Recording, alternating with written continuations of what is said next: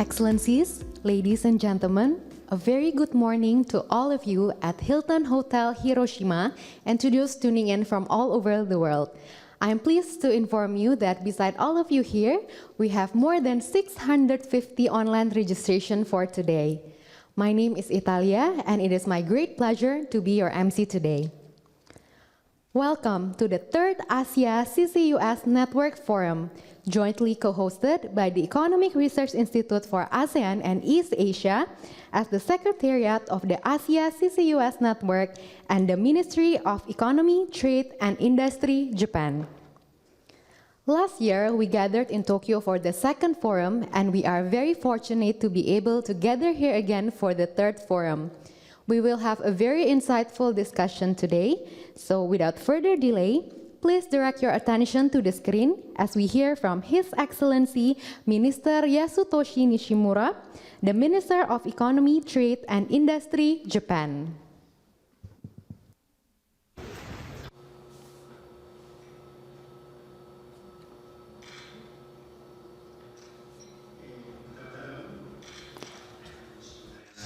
Minister of Economy, Trade and Industry. Please allow me to speak in Japanese, so please prepare for a headset.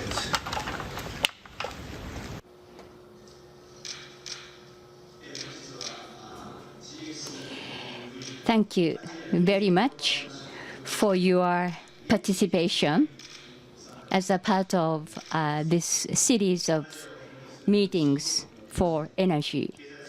In Asia, in order to achieve the economic growth and then addressing the climate change, we have gathered together and based on the discussions, and then this is the third Asia CCUS Network Forum. And METI, we have been working on the initiatives of 80 to achieve the energy transition. And this meeting is looking at the collaboration across sectors, including research, academia, and industry. And particularly for the finance sectors, if you just focus on the emission reduction alone, that may result in the loss of jobs. Therefore, the collaboration and particularly support from the finance sector is very, very important to achieve carbon neutrality and energy security.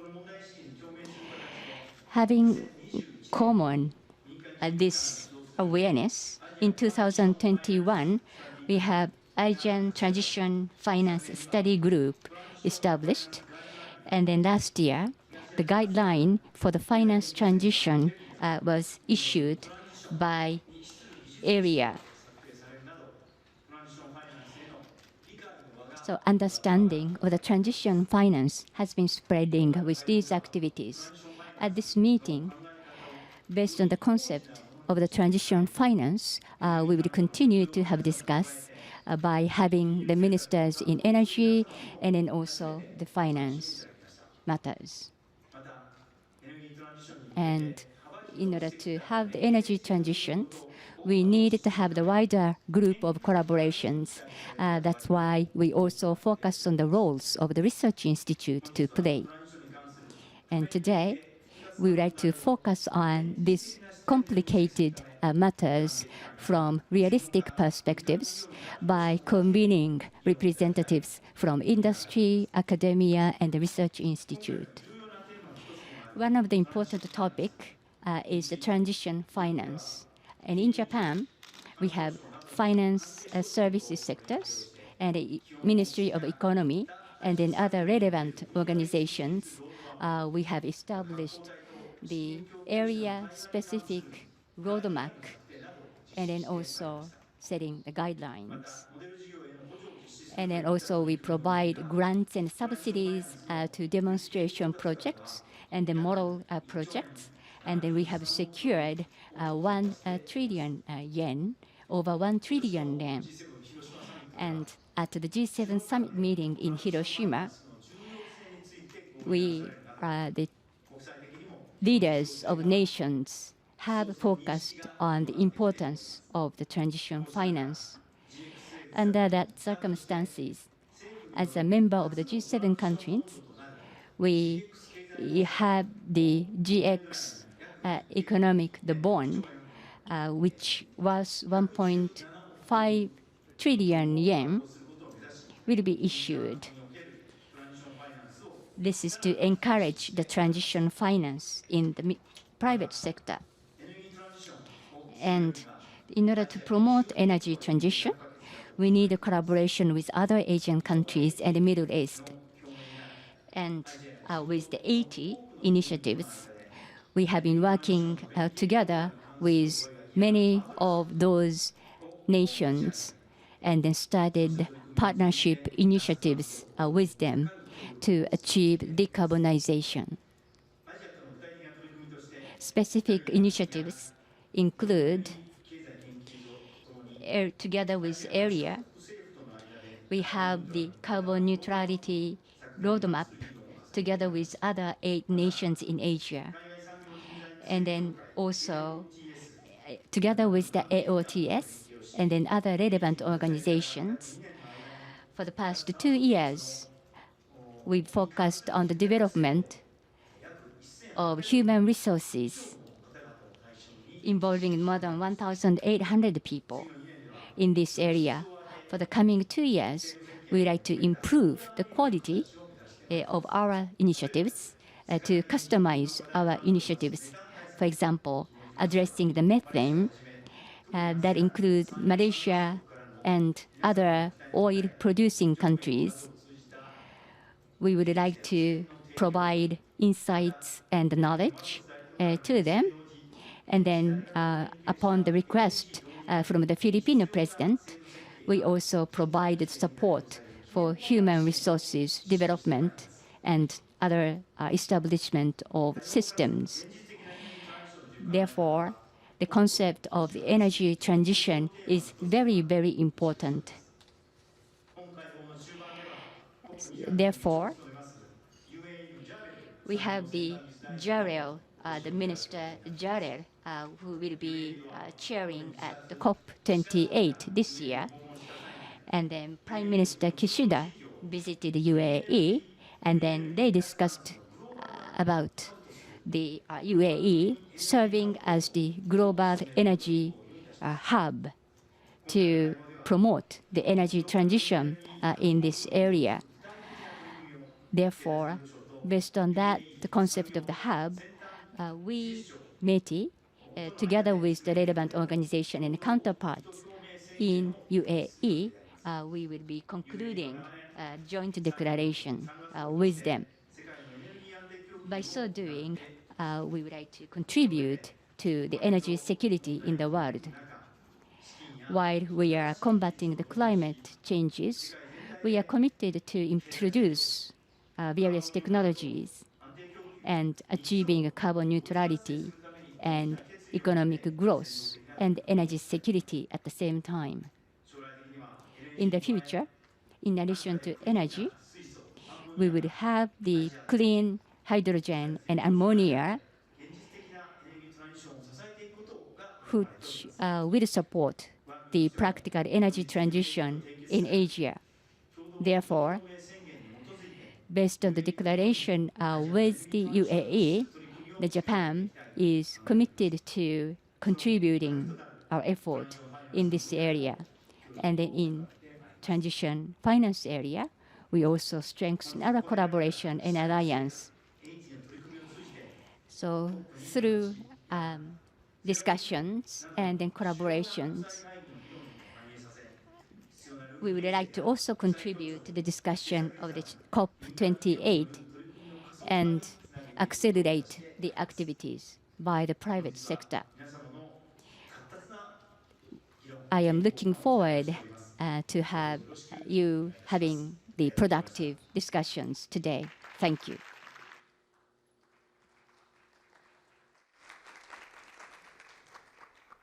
We are very honored, Minister, to hear your message today.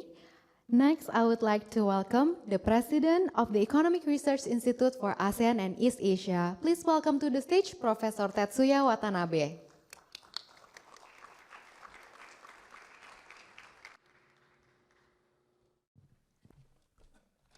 Good morning, everyone, Excellencies and distinguished guests, ladies and gentlemen.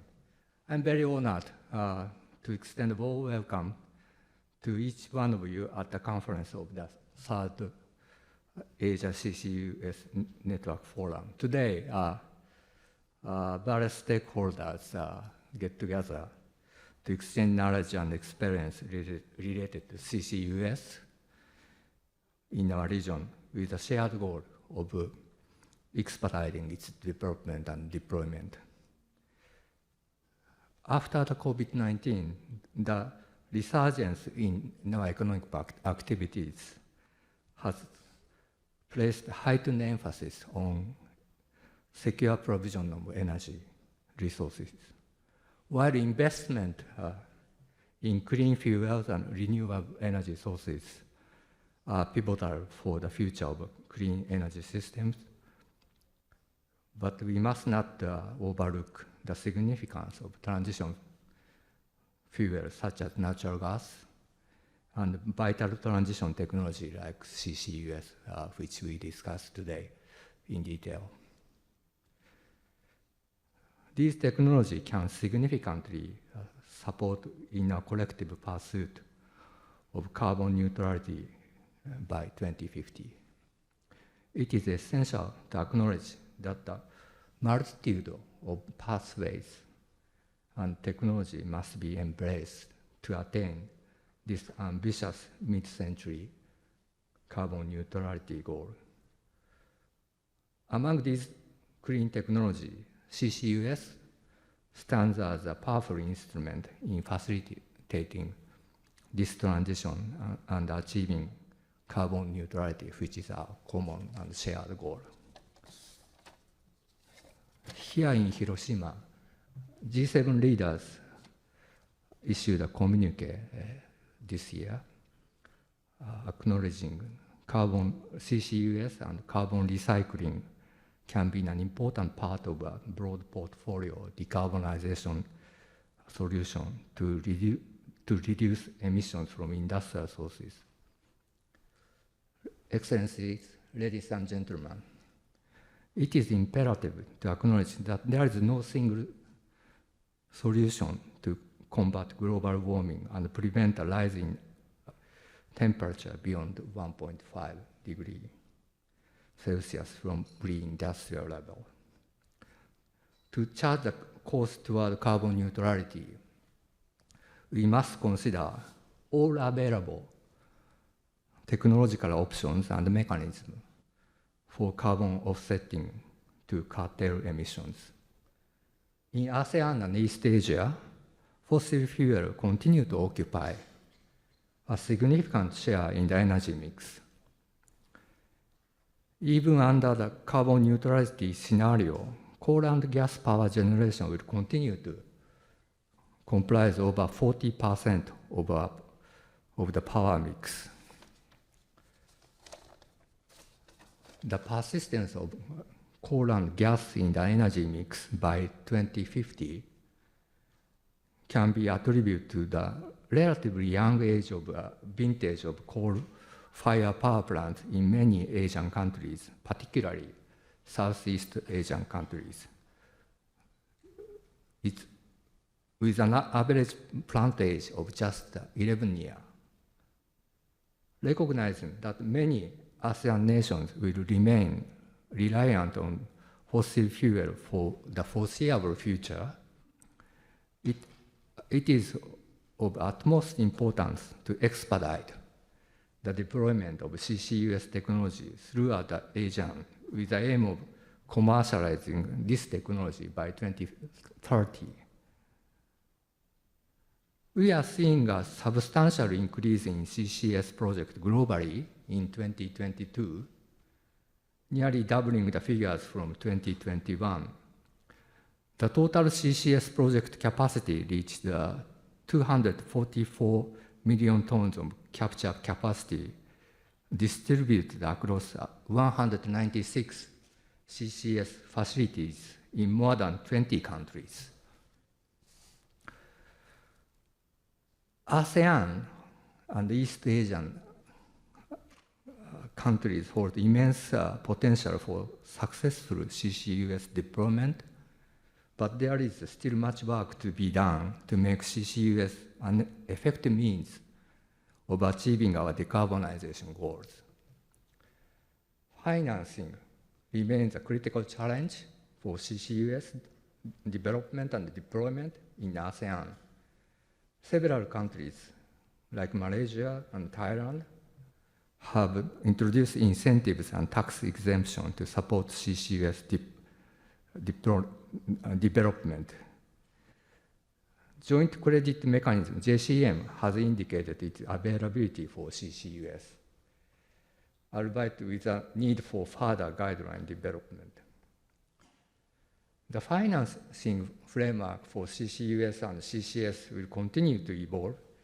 It is important to encourage public-private partnership for CCUS financing. De-risking mechanisms across the CCUS value chain will be pivotal in securing financing and achieving an affordable price for CCS will necessitate cooperation both within ASEAN and throughout international support. In concluding, I would like to emphasize the critical role that the continuous knowledge sharing through the platform as we have today here plays an important role in shaping energy policy and planning. The active participation of numerous stakeholders as we gather today in the Asia CCUS Network underscores its importance as a catalyst for decarbonizing initiatives, including an initiation of CCS pilot project within our region. Finally, I would like to extend my heartfelt gratitude to distinguished guests, excellencies, and ladies and gentlemen gathering here from various parts of the region and various institutes and companies and governments to participate for their unwavering support of the Asia CCUS Network initiative. I wish today's forum an abundance of richness of insightful discussion and resounding success. Thank you very much for the wonderful opportunity. Thank you. Professor Watanabe, may you stay on stage for the photo session? Professor Watanabe, may I invite you to stay on stage for the photo session? Thank you. We will have 3 photo sessions. For the first photo, may I invite to join Professor Watanabe on the stage, Mr. Noah Deitch, Dr. Yamamoto Koji, and Ms. Bronwyn Ray.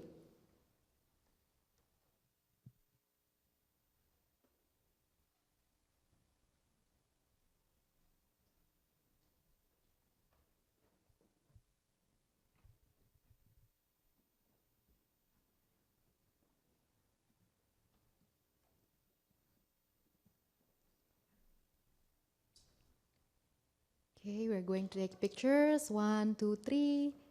Thank you. Once more. 1, 2, 3. Thank you. Okay. Thank you very much. Mr. Deitch, Dr. Yamamoto, and Ms. Ray, you may return to your seat. Professor Watanabe, please stay on the stage.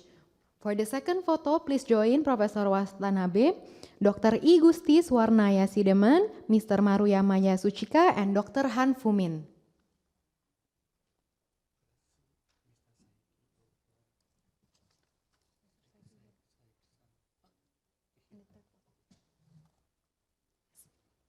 Please, Dr. I Gusti, Mr. Maruyama Yasuchika, and Dr. Han Fumin, please come up stage.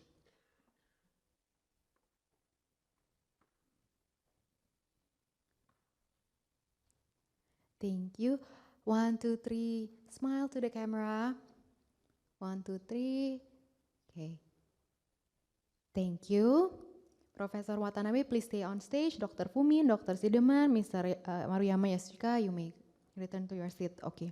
For the third photo, please allow me to invite Mr. Shigeru Kimura, Ms. Jocelyn Taylor, Mr. Fahru Rozi, Mr. Saiki Naruhiko, Ms. Nur Muhammad Saleh, Mr. Danuas Lambasara, and Mr. Adam Wong.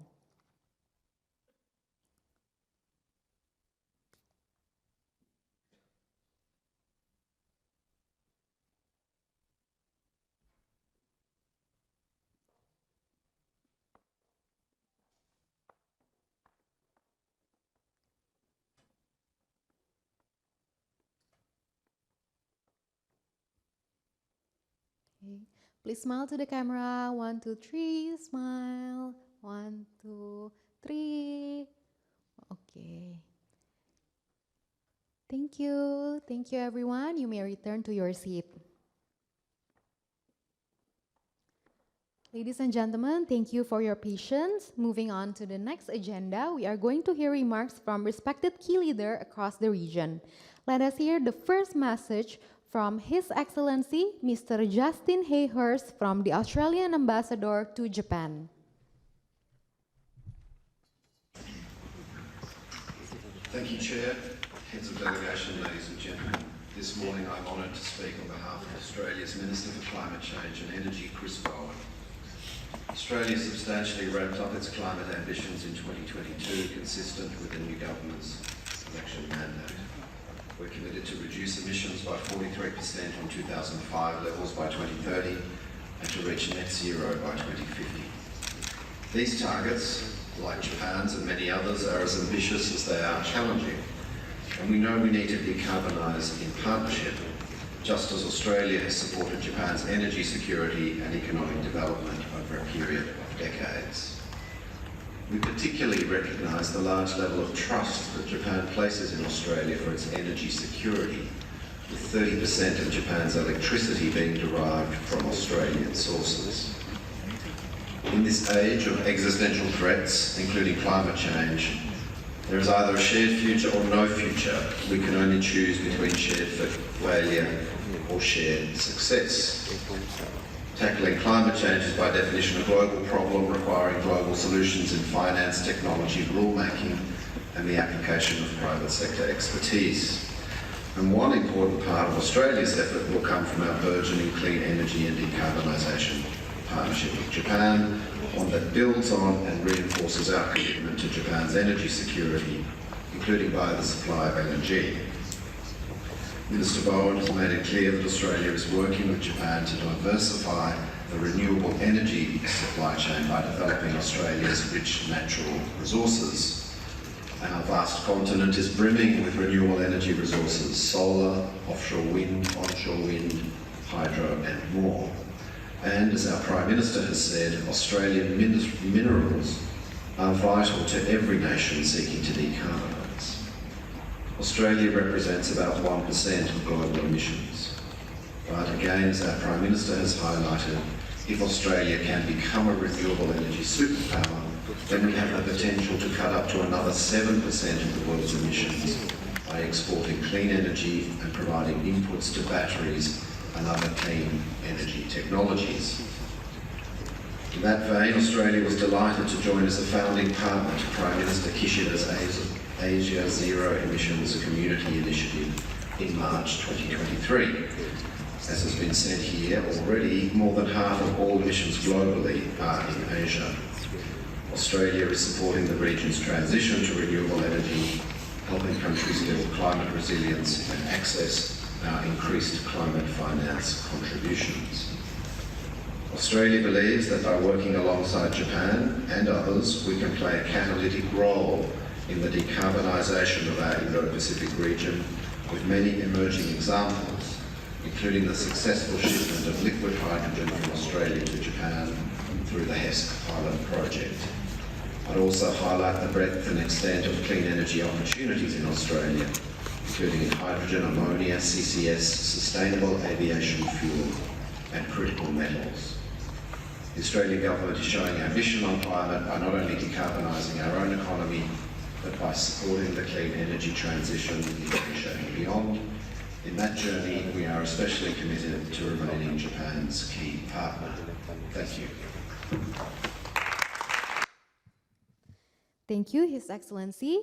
Next, we are going to hear from His Excellency Mr. Haji Shabuddin Haji Musa, Ambassador Extraordinary and Plenipotentiary to Japan of Brunei Darussalam. Good morning, Your Excellency Minister Iwata, distinguished guests, ladies and gentlemen. On behalf of Minister Halbi in the Prime Minister's Office of Brunei Darussalam and the Department of Energy, first let me express our warmest thanks to the Ministry of Economy, Trade and Industry for the kind invitation to be here this morning. And also we'd like to commend the Ministry of Economy, Trade and Industry of Japan for the continuous efforts through this green transformation program in bringing to our attention one of the most current pressing matters in the energy world. As the world's fastest growing economic region, the Asia and ASEAN region will continue to see rising demand. The energy path that we shape today to meet this demand will be important in securing the economic prosperity and the future of our people. In recognizing the growing energy demand within ASEAN and the Asia Pacific, Brunei Darussalam is committed to support the green transition and, as mentioned earlier, has been supportive of the excellent initiative by the Prime Minister Kishida and the government of Japan in setting up the net zero emission community framework. Brunei Darussalam will continue also to play its role as a key energy supplier of the region. Oil and, more importantly, gas remain significant in the region's energy mix, and as a producing nation, our upstream business is also particularly vital to our people's economic prosperity. Brunei Darussalam is committed to its role as an active, reliable and high-quality supplier to the regional LNG market and support the very strong energy trade relations between Brunei Darussalam and Japan, especially in LNG, as it plays a vital role in moving towards net zero emissions. At the same time, in our commitment to reach net zero by 2050, energy transition efforts through the mitigation of emissions from our oil and gas sector will be key. This pledge towards the net zero by 2050 is built already in the pathways charted in the Brunei Darussalam National Climate Change Policy.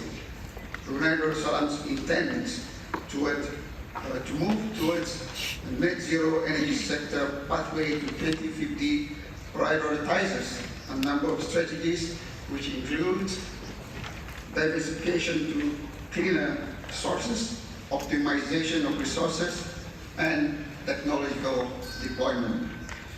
To achieve these 2050 targets will undoubtedly require profound transformation in the way we produce our energy, as well as strategic deployment of all available technologies.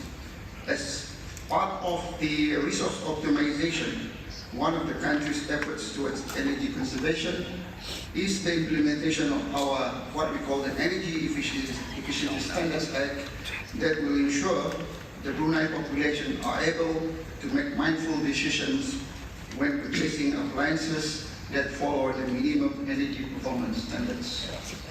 Ladies and gentlemen, distinguished guests, distinguished delegates, at the same time, the deployment of large-scale solar power system in Brunei is aimed to advance the national solar energy target to 200 megawatts by 2025 and to more than 30% share of renewable energy in the power generation mix by 2035.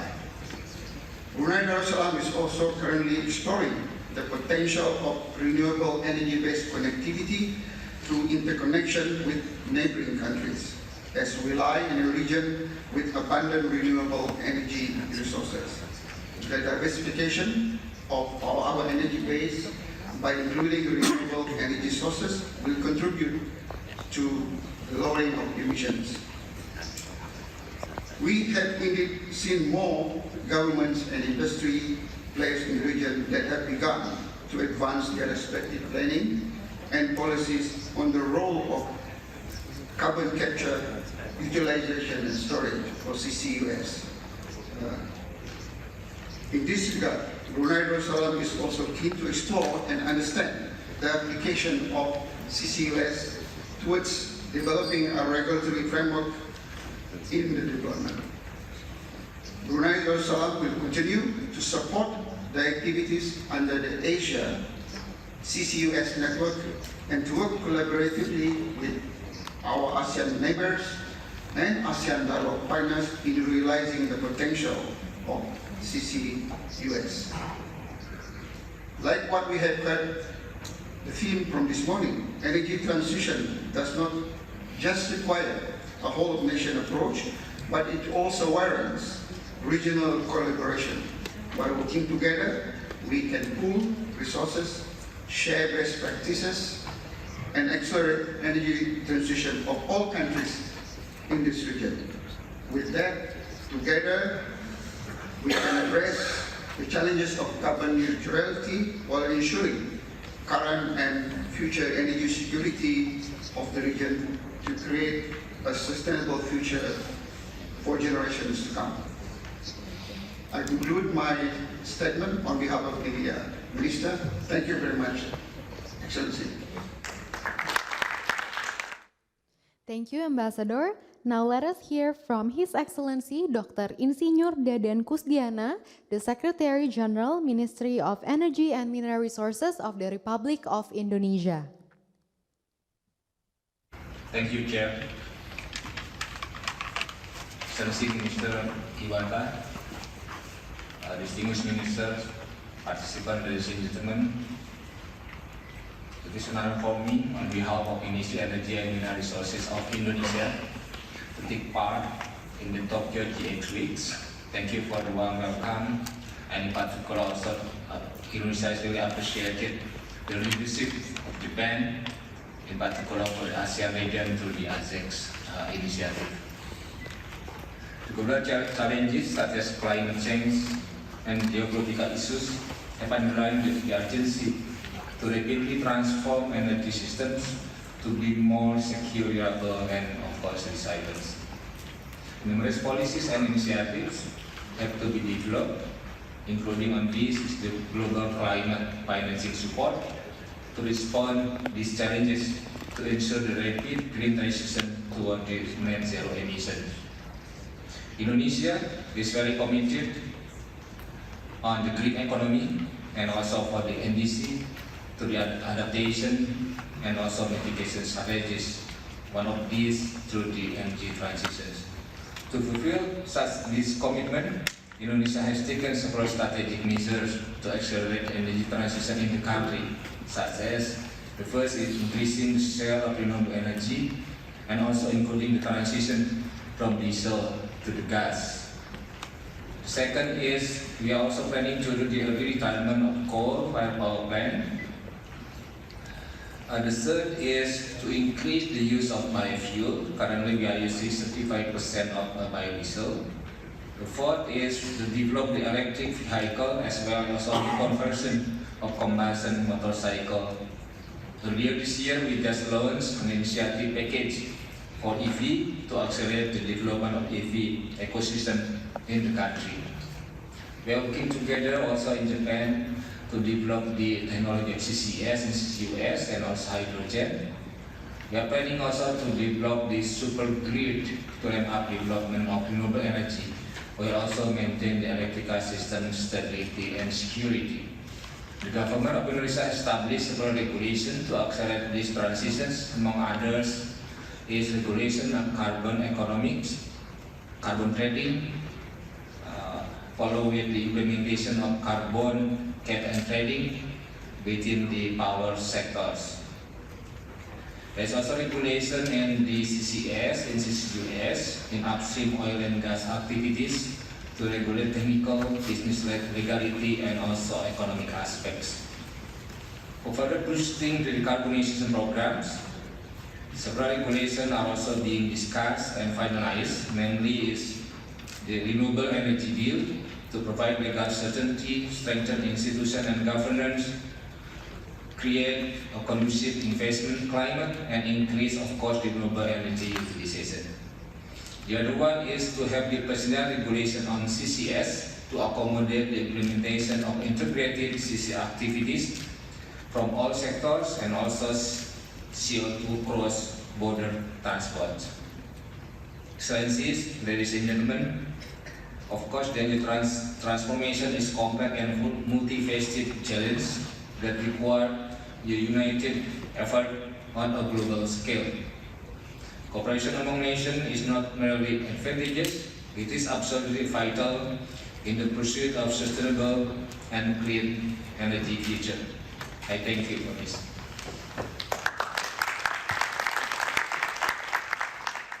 Thank you, His Excellency. Now let us hear from Dr. Sinafa Supanufong, the Vice Minister for Energy and Mines, Lao PDR. エネルギー工業副大臣お願いいたします。Thank you, Chair. สวัสดียามเช้าท่านที่รับเป็น Good morning, ladies and gents, excellencies. On behalf of the Ministry of Energy and Mines of Lao PDR, we would like to express our sincere thanks to the Ministry of Energy, Trade and Industry of Government of Japan for giving this opportunity to attend this important event. Laos is the biggest green energy and electricity exporter among the ASEAN countries and in the region. The transformation of the global energy transition is well underway. The frontiers of the global energy transition are constantly shifting as countries attempt to emerge out of various health, geopolitical, and economic crises. In just over a decade, investment across multiple forms of renewable energy have overtaken investment in fossil fuels. The geological balance of energy has shifted significantly, and new superpowers have emerged in renewable energy components, manufacturing, critical minerals, and clean technology. Excellencies, the Lao government has recognized the importance of climate change and reduced dependence on fossil fuels, oil, gas, and coal.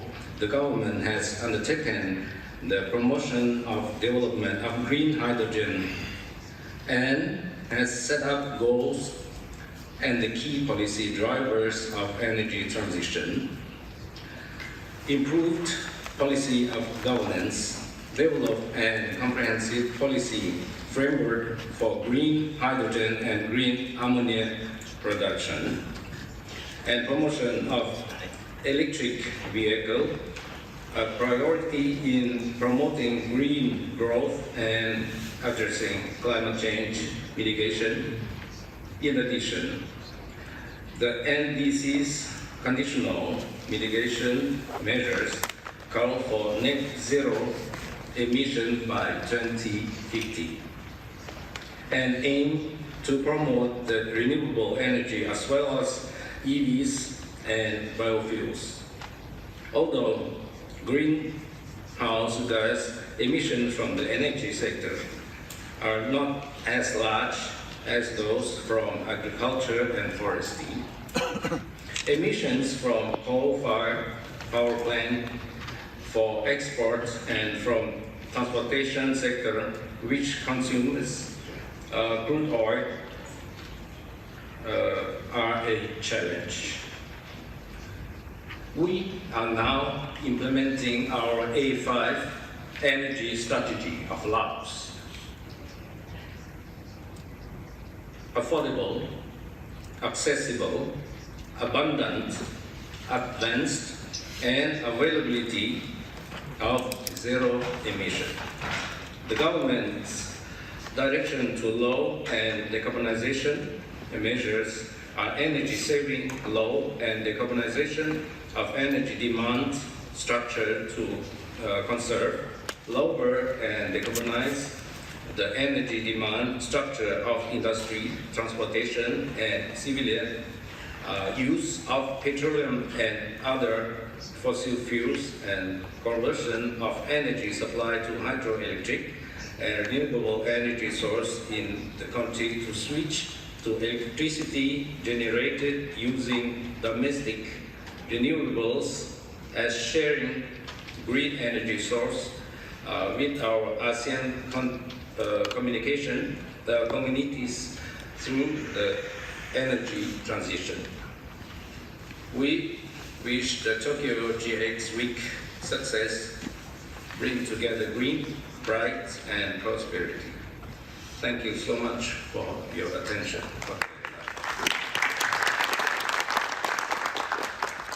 Thank you, His Excellency. Next, let us hear from His Excellency Tan Sri Tengku Muhammad Taufik Tengku Kamajaya Aziz, the President and Group CEO of Petroleum Nasional Berhad, Malaysia. HE Minister of Economy, Trade and Industry, Honourable Ministers, ladies and gentlemen, first and foremost, please permit me to extend my appreciation to METI for inviting Petronas to speak here. I want to start by congratulating METI for its forward-looking stance and providing a prominent platform for the global community to rally in addressing and forging pathways towards a net zero future. In these uncertain times, this gathering is indeed timely in the context of the new reality that we face today. Excellencies, ladies and gentlemen, no one here will deny that access to affordable and reliable energy is fundamental to the continuity of human civilization and to the prosperity of nations. So while we pursue the ideals of a net zero future in which our future generations rightly deserve, it must not be a future where we produce a livable planet, which is the home to some societies which flourish, but while others are left far behind. I believe everyone in this hall recognizes that more energy will be required, especially for emerging and developing economies. Asia is made up of countries with vastly different economic maturities. GDPs per capita range from a modest $2,000 all the way up to more than $90,000. But the harsh reality is also that 350 million in Asia still face challenges in accessing affordable and reliable electricity, while 150 million people continue to have no access at all. This region we call home, while facing the threats of climate change, needs the same access to energy that many mature economies previously have already benefited from. The solutions being proposed to transition our energy systems today risk denying many countries their right to pursue economic development and prosperity. Many solutions proposed have only been fixated on the sources of energy, while not tackling the true adversary, namely the immediate need for emissions reduction. If I'm allowed to be candid, divisive and idealistic solutions will more likely discourage efforts and serve to reduce the momentum of emissions reductions here in this region. And the emissions challenge must, as cited before, be overcome with realistic and practical transition pathways, tailored to each country. It must be fair and responsible, or we risk widespread economic implications and indeed societal breakdown. Excellencies, ladies and gentlemen, we have seen the leadership of Japan and indeed METI on its pragmatic stand and leadership, including at the recent G7 summit, in advancing cooperation towards net zero with continued economic growth. With that said, we all must recognize energy transition is a journey that will take time to unfold, with a destination that will take much resources to unlock. In Petronas, we're taking all the steps necessary to ensure energy transition will be part of our reason for being. We're accelerating our efforts. Some examples include powering our LNG facilities with hydroelectricity, progressing at pace with our Japanese friends, a large-scale Kasawari CCS project coming on stream in 2025. We thirdly hope to create greater access to LNG as a transition fuel, including LNG ISO tanks, LNG bunkering for marine transportation, and carbon-neutral LNG cargos. We also hope to strategically pivot to become a leading sustainability-driven global specialty chemicals company. And we are advancing the study stage for clean hydrogen supply projects in Malaysia, together again with our Japanese friends, JERA, Itochu, and IHI. In Malaysia, the government recently launched the National Energy Transition Roadmap, Petronas will champion the CCUS efforts and bioenergy offerings under this roadmap. I believe that everyone present today is moving towards achieving their sustainability goals and staying within the ambitions of the Paris Agreement. We need to reduce emissions drastically, and we need to enable the right policies and mechanisms. Given the spectrum of economic maturity, however, across the globe, we must immediately collaborate to prepare ourselves to be part of a decarbonized system. We must not chart pathways that leave societies behind or indeed impede the pursuit of economic development. Excellencies, ladies and gentlemen, if there's only one message to remember here, if and only if we work together, can the world move towards a net zero future when no one is left behind. As I conclude, permit me to once again thank METI for according Petronas the privilege of being part of this esteemed gathering. Thank you. Arigatou gozaimasu. Thank you. And now let us hear from His Excellency Dr. Tan Sri Lang, the Second Minister for Trade and Industry, Singapore. Good day, ladies and gentlemen. First, I thank His Excellency Minister Nishimura for the invitation to the Tokyo Green Transformation Week. I'm confident that the fruitful discussions at the ministerial sessions will bring about new insights on how all countries can accelerate their progress towards tackling the existential challenge of climate change. Singapore is committed firmly to do our part to decarbonize. Allow me to share 3 key strategies that we've adopted for our power sector to achieve net zero by 2050. First, we aim to scale up the deployment of renewable energy through international cooperation and cross-border trade of clean energy. To help us harness the collective potential of our region's renewable resources, Singapore is working closely with our neighbors to import up to 4 gigawatts of electricity by 2035. This is a significant step towards realizing the vision of the ASEAN power grid. Governments also need to work together to harmonize standards and regulatory frameworks and develop a robust ecosystem to provide assurance for investors who are keen to participate in such developments. Singapore is therefore exploring various financing options to catalyze investment in green energy systems, including cross-border green financing and investments. In May this year, our Monetary Authority of Singapore launched the Finance for Net Zero Action Plan. This plan sets out our strategies to mobilize financing to catalyze Asia's net zero transition and decarbonization activities in Singapore and the region.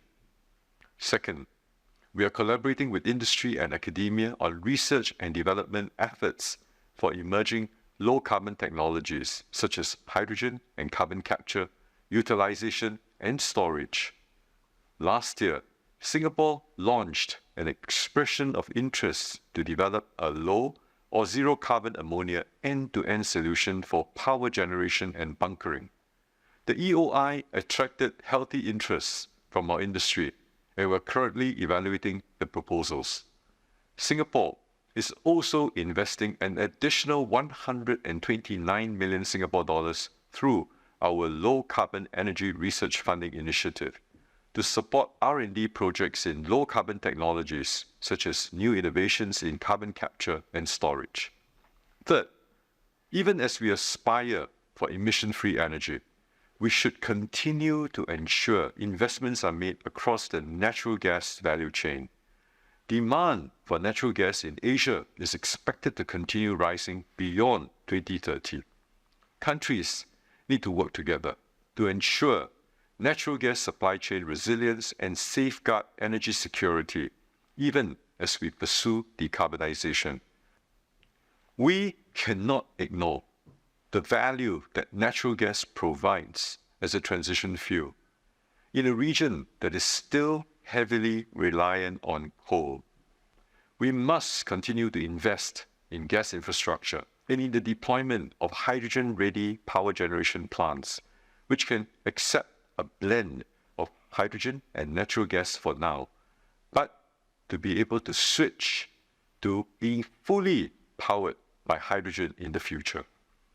The transition to clean energy will not be a straightforward journey, but it presents many opportunities for international collaborations and technological innovations. Singapore welcomes the Japan-initiated Asia Zero Emission Community Initiative, which represents a major commitment towards accelerating decarbonization for our region. We look forward to working with Japan and like-minded partners to propel ourselves towards a greener and a more sustainable future. I wish all of you a fruitful discussion ahead. Thank you. Thank you, His Excellency, for the message. Now let us hear from Mr. Raymond F. Green, Deputy Chief of Mission from the U.S. Embassy in Japan. Together to realize the global green transformation. First, I would like to congratulate Prime Minister Kishida, Minister Nishimura, the government of Japan, and Kansai Electric Power for recently restarting two nuclear power plants at the Takahama site. Japan now has 12 nuclear reactors in operation, enabling it to reduce fossil fuel import dependence, saving money for consumers, and supporting Japan's energy security. Fully utilizing domestic clean energy resources like existing nuclear power will help Japan reach a predominantly decarbonized power sector by 2035. For its part, the United States passed the Inflation Reduction Act in August of last year, taking the most expansive action ever to tackle the global climate crisis and strengthen global energy security. Together with the Inflation Reduction Act and bipartisan infrastructure law, they target more than $500 billion for clean energy investments and climate resilience initiatives, as well as providing incentives for companies and consumers to invest in clean energy technologies. These laws have spurred a new industrial revolution in clean energy, bringing manufacturing back to America and creating good-paying clean energy jobs across the nation. In addition, the IRA helps families make more climate-friendly household choices, supports communities to transition away from economic reliance on fossil fuels, and incentivizes power plants to reduce their greenhouse gas emissions. The IRA is now 1 year old, and in that time, it has spurred more than 500 new private and public sector investments in clean energy manufacturing facilities, totaling more than $160 billion. These include investments into manufacturing of solar, electric vehicles, batteries, and offshore wind technologies. We are very happy to see new clean energy investments from several Japanese companies and hope there will be potential for new U.S. investments in Japan under the GX policy. The IRA is government-enabled and private sector-led. It establishes 10 years of policy certainty for the clean energy industry through investments and production tax credits. With the Inflation Reduction Act and bipartisan infrastructure law, the United States is on track to double its share of clean electricity generation to 80% and to reduce greenhouse gas emissions by 1 million tons by 2030. Japan has also made significant policy strides under its Green Transformation Promotion Law, aiming to spur 150 trillion yen in public-private investments across several priority areas and to issue 20 trillion yen in green transformation bonds. Our clean energy collaboration with Japan is strong and growing. Via platforms such as the U.S.-Japan Clean Energy and Energy Security Initiative, regular exchanges between researchers from our national laboratories, and many other activities, we are working together to drive forward clean energy innovation, to share best practices on clean energy deployment, and to reduce methane and other greenhouse gases across the fossil fuel value chain. Building upon this foundation, we hope the United States and Japan can continue to share lessons learned on how we can decarbonize while growing our economies equitably. We look forward to the government of Japan balancing funding for R&D of next-generation clean energy technologies with policies encouraging large-scale deployment of the many clean energy technologies already commercially available, a balance we have also tried to strike. Offshore wind is an area where we hope to work even more closely with Japan to increase our respective energy security and strengthen supply chains. Japan has tremendous potential for generating electricity from offshore wind, and most of this potential exists over deep waters that require floating platforms. Our two countries can work together to develop technology solutions and the supply chains necessary to capitalize on this potential. Our respective investments in clean energy technology will drive down costs, helping other nations go further and faster in building their own clean energy economies. We will continue to work closely with Japan to reach our climate and energy security goals, not only for our own nations, but also for the benefit of others who can learn from our examples of success and who we can share their examples of success with us. In closing, I would like to again thank the Ministry of Economy, METI, for the opportunity to speak and all the dignitaries present here for your kind attention. Thank you.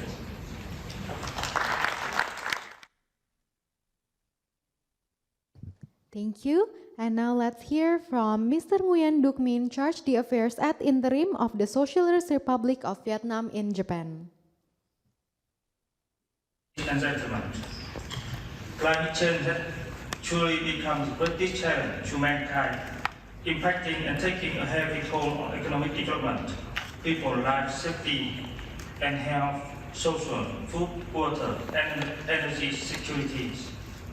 This warning from nature compels us to put forward strong measures and act responsibility without further delay.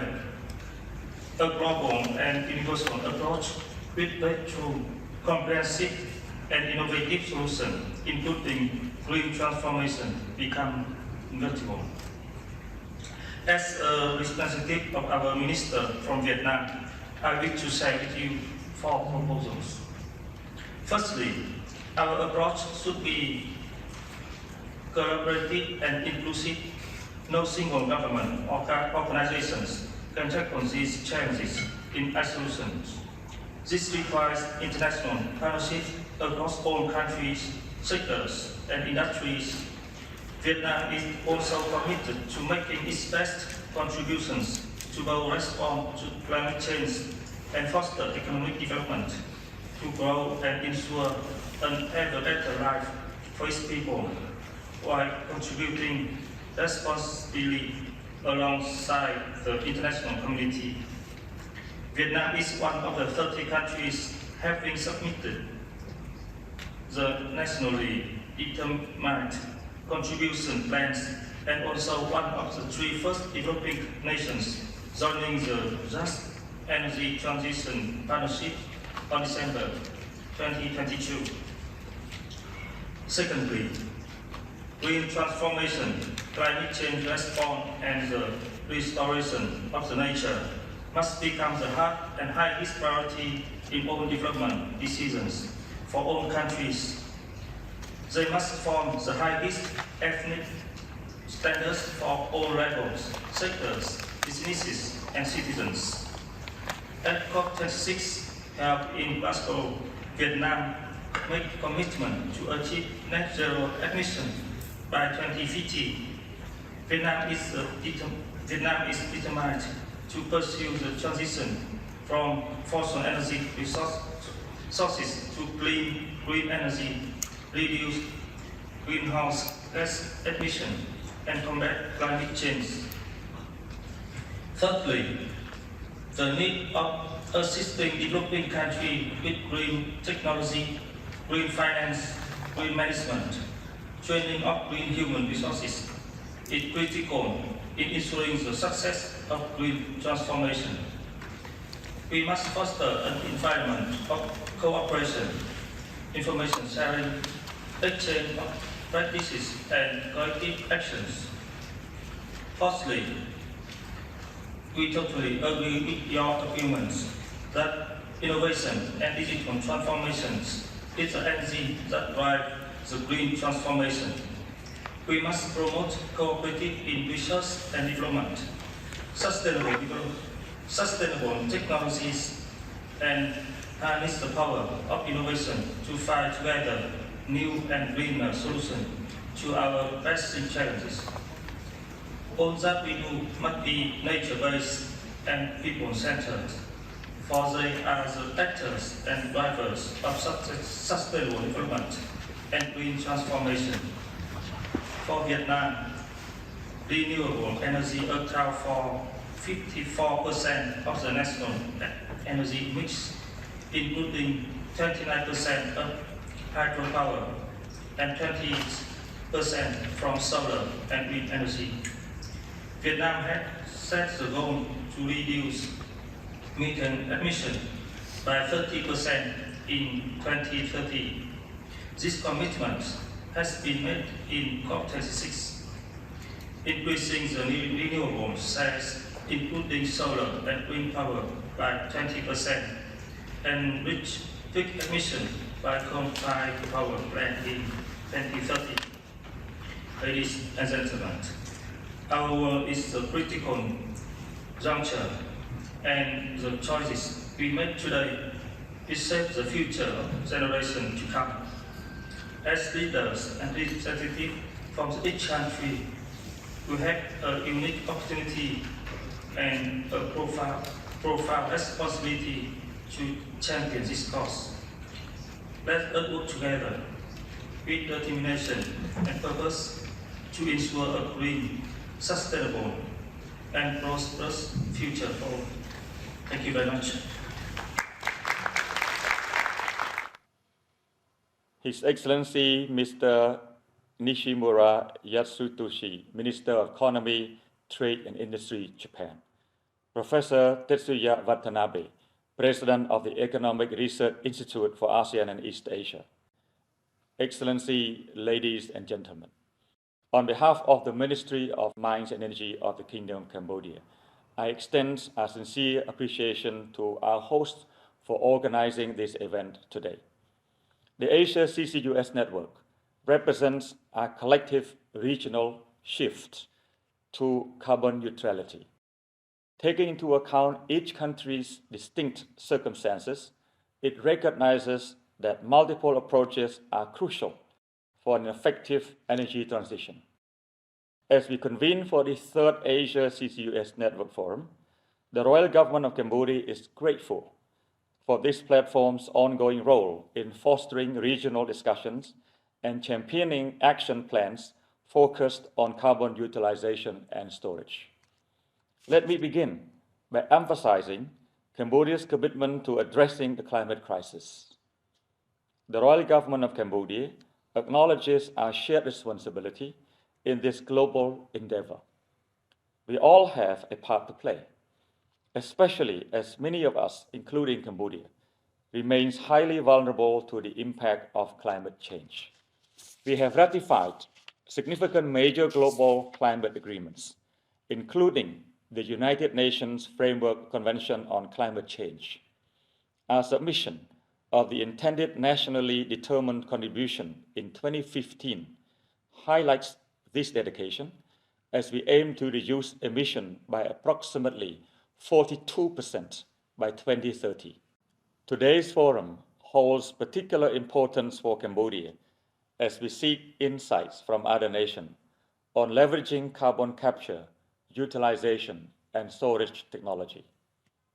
We also recognize the essential role of collaboration between public and private sectors, energy connectivity, and market integration, which are key to enhancing energy security and resilience, as referenced in discussions during the 20th ASEAN Ministers on Energy meeting, plus China, Japan, and Korea.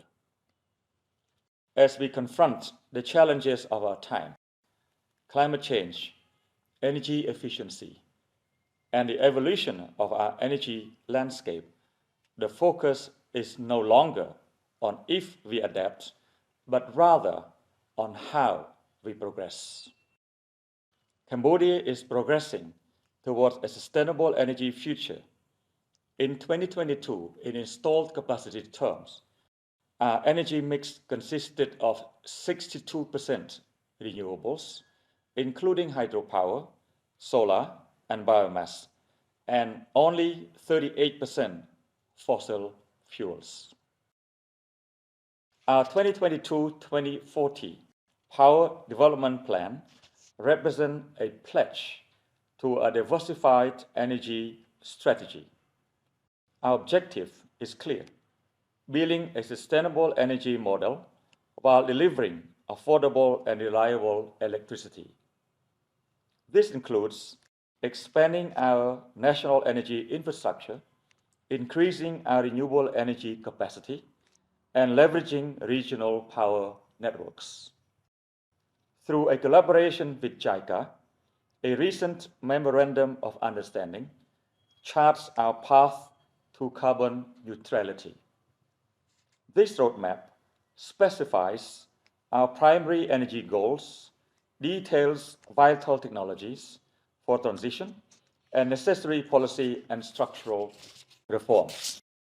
We have also adopted a national energy efficiency policy highlighting the importance of energy conservation in Cambodia.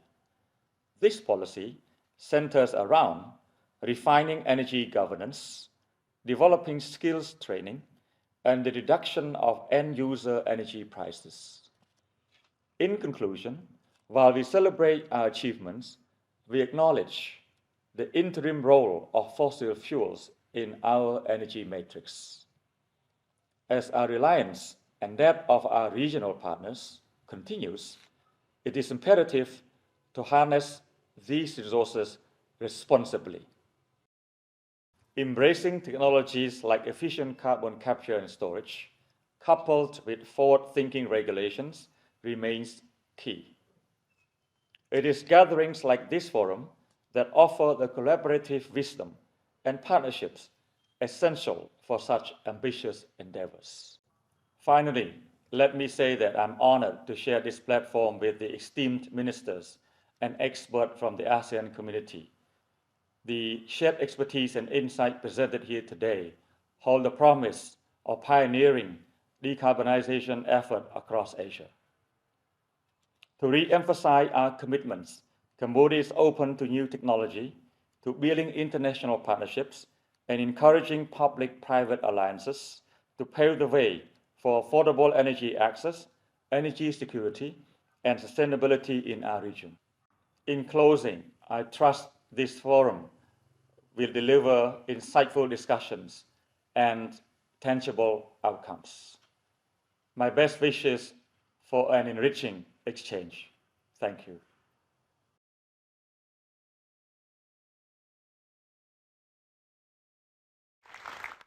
Thank you. Ladies and gentlemen, we have heard remarks from a few key figures in this field, and now let's continue our program by hearing keynote speech.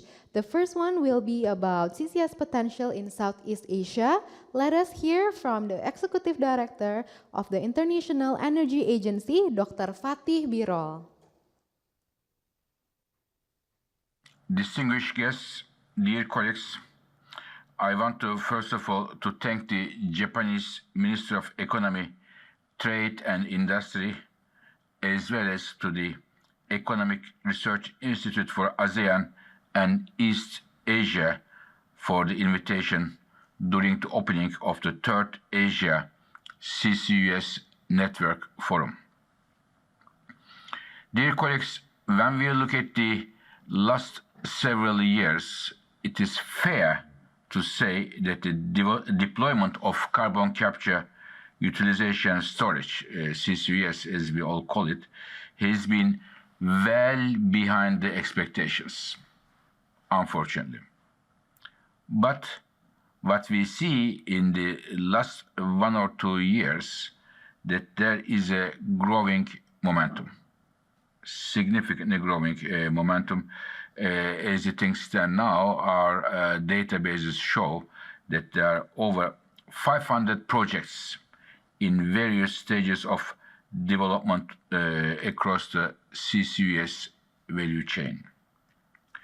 Now, why CCUS is so important? Why it is a disappointing news that the expectations were high and deployment was rather low, and why we are disappointed for that? Because CCUS can play at least four strategic roles in our fight against climate change and in our efforts for decarbonization of our energy system. First of all, one of the four important roles that CCUS can play, first of all, it can be retrofitted to existing power and industrial plants, very important. Second, it can tackle emissions of the hard-to-abate sectors, mainly emitting sectors such as cement, iron, steel, or chemicals. Third, it is an enabler for low-cost hydrogen production. And four, we see that CCUS can also, in some cases, remove CO2 from the air to balance our emission trajectories. So 4 different roles, all strategic, and therefore it is a critical technology. Now, when we look at today the projects around the world, we see that there are a significant number of projects coming in Asia. First of all, in China, a country which has already started to work on CCS several years ago, we have seen 3 new important projects have been decommissioned this year alone. Looking at the project pipeline, country by country, we see that Japan, Korea, and Indonesia, supported by government targets, they are also expanding the pipeline in terms of CCUS. Japan takes it very seriously and issued a CCUS roadmap, which comes up with a rather ambitious target for the storage. In addition to China, Japan, Korea, and Indonesia, we see that the interest in other countries in the Asia is growing, including Malaysia, and recent project announcements in Thailand and Singapore. Dear colleagues, I would like to finish my words by saying that despite the recent good news momentum we see, based on announced projects, global CCUS deployment would remain well below what we would like to see. Even if all of these projects would see the light of the day, all these projects would make only about 1/3 what we would like to see. So therefore, it is very important that this forum and the participants from governments, from industry, regulators, and others should discuss how we can make CCUS part of our energy system, how it can help us to decarbonize the energy system, while at the same time make sure that our energy supply is secure. So I would like to wish all the participants all the best from International Energy Agency headquarters. And once again, I want to remind all of you that the CCUS is a very important technology for the International Energy Agency in terms of its analysis, development, and deployment. Thank you very much. Thank you, Dr. Birol, for the message. And now, allow me to invite Mr. Noah Dich, the Deputy Assistant Secretary for the Office of Carbon Management, Office of Fossil Energy and Carbon Management from the U.S. Department of Energy.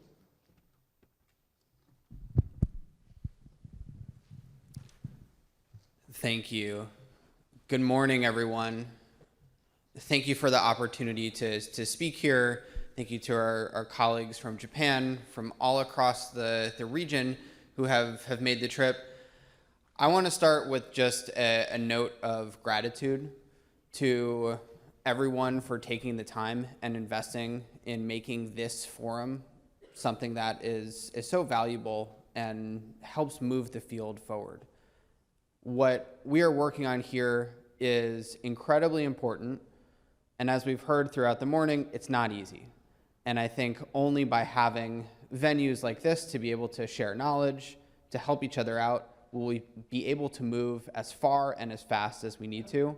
So thank you, and congratulations to the organizers for putting this together. If you would be willing to move to the next slide, I want to call out just an extra debt of gratitude to our colleagues in Japan for inviting us here today. We greatly value our collaboration with all of our Japanese colleagues, and it's very important to us and something that we want to say thanks and continue to work collaboratively for.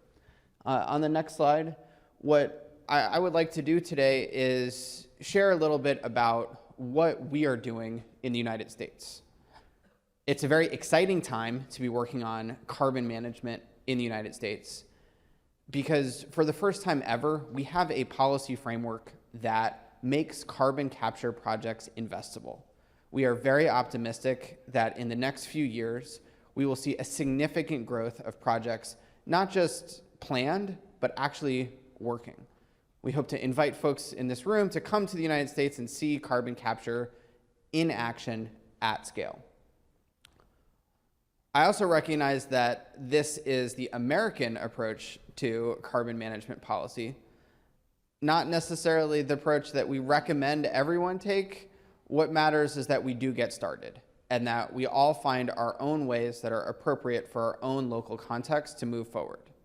And so what I hope to share today is what some of the key outcomes we hope to generate look like and how the US can hopefully be an helpful ally to countries here and around the world in advancing carbon management projects. The first thing I'll note is that carbon management is a clear piece of the US climate strategy, but it is not the US decarbonization approach. We are investing in a wide range of important climate innovation. Carbon management is a key piece of that. We think it's essential to get to net zero industry. We think it's an important player to help us get to a net zero power grid as fast and reliably as we need to. And it's our only option for moving beyond net zero and eventually cleaning up legacy emissions through carbon removals. On the next slide, please. So in order to achieve that vision, the US is investing in the entire carbon management value chain. We have support for carbon capture projects, for transportation across a wide range of modes, as well as storage and utilization. We think that there is no one solution for carbon management that makes sense. It's investing in this entire supply chain that will enable the industry to ultimately succeed. On the next slide, please. I'll also note that our president, for the first time ever, has committed the United States to a global leadership position on carbon management. The Carbon Management Challenge was announced a few months ago, and I welcome everyone who is interested in learning more about this effort and who would potentially want to join from the government side to please reach out to us. This is a very inclusive effort to show that the world recognizes carbon management is a key piece of the climate effort and that we can collaborate together in fora like this and beyond to scale carbon management. On the next slide, please. What I also want to share is that the United States has a very long history of working on carbon management from a research and development standpoint. We also have a very long-standing regulatory framework for both CO2 transportation and storage. That experience leaves us very confident that we can capture, transport, and store CO2 in a safe and cost-effective manner. We are eager to share as much of that R&D body and evidence that we have to support that conclusion, and would be happy to share how we have approached regulating CO2 transportation and storage to ensure that it is safe and reliable. On the next slide, we also have a long history of carbon capture in the United States and around the world. This is not new technology. We're confident that it can work from a technical perspective, and it can work at an industrial and commercial scale. The key is moving from what's probably hard to see on this graph, from the red dots of the existing projects, which are largely in the oil and gas industry, largely around high concentration CO2, into the blue dots, which populate the rest of industry. This is a shift from an industry of carbon management that has emerged from oil and gas into one that is going to be primarily a climate tool. We need to figure out how to shift the technology that emerged in that fossil energy context and deploy it to make sure that we can clean up not just from our energy industry, but from every industry that emits CO2 at significant volumes. On the next slide, please. What I also want to note is that we've invested a lot in understanding the techno-economics of carbon capture. This is from a commercial liftoff report that we released a few months ago.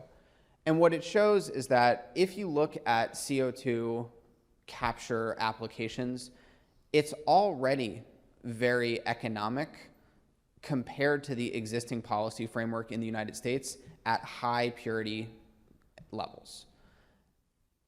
What we also are very optimistic about is that across a range of emission sources that represent billions of tons, not just in the US, but around the globe, also are close to being economic in the United States with our existing policy framework that I will explain in a minute. This is really encouraging. We see billions of tons across cement, steel, paper and pulp, the materials and commodities that will be the foundation for our economy now and for decades to come.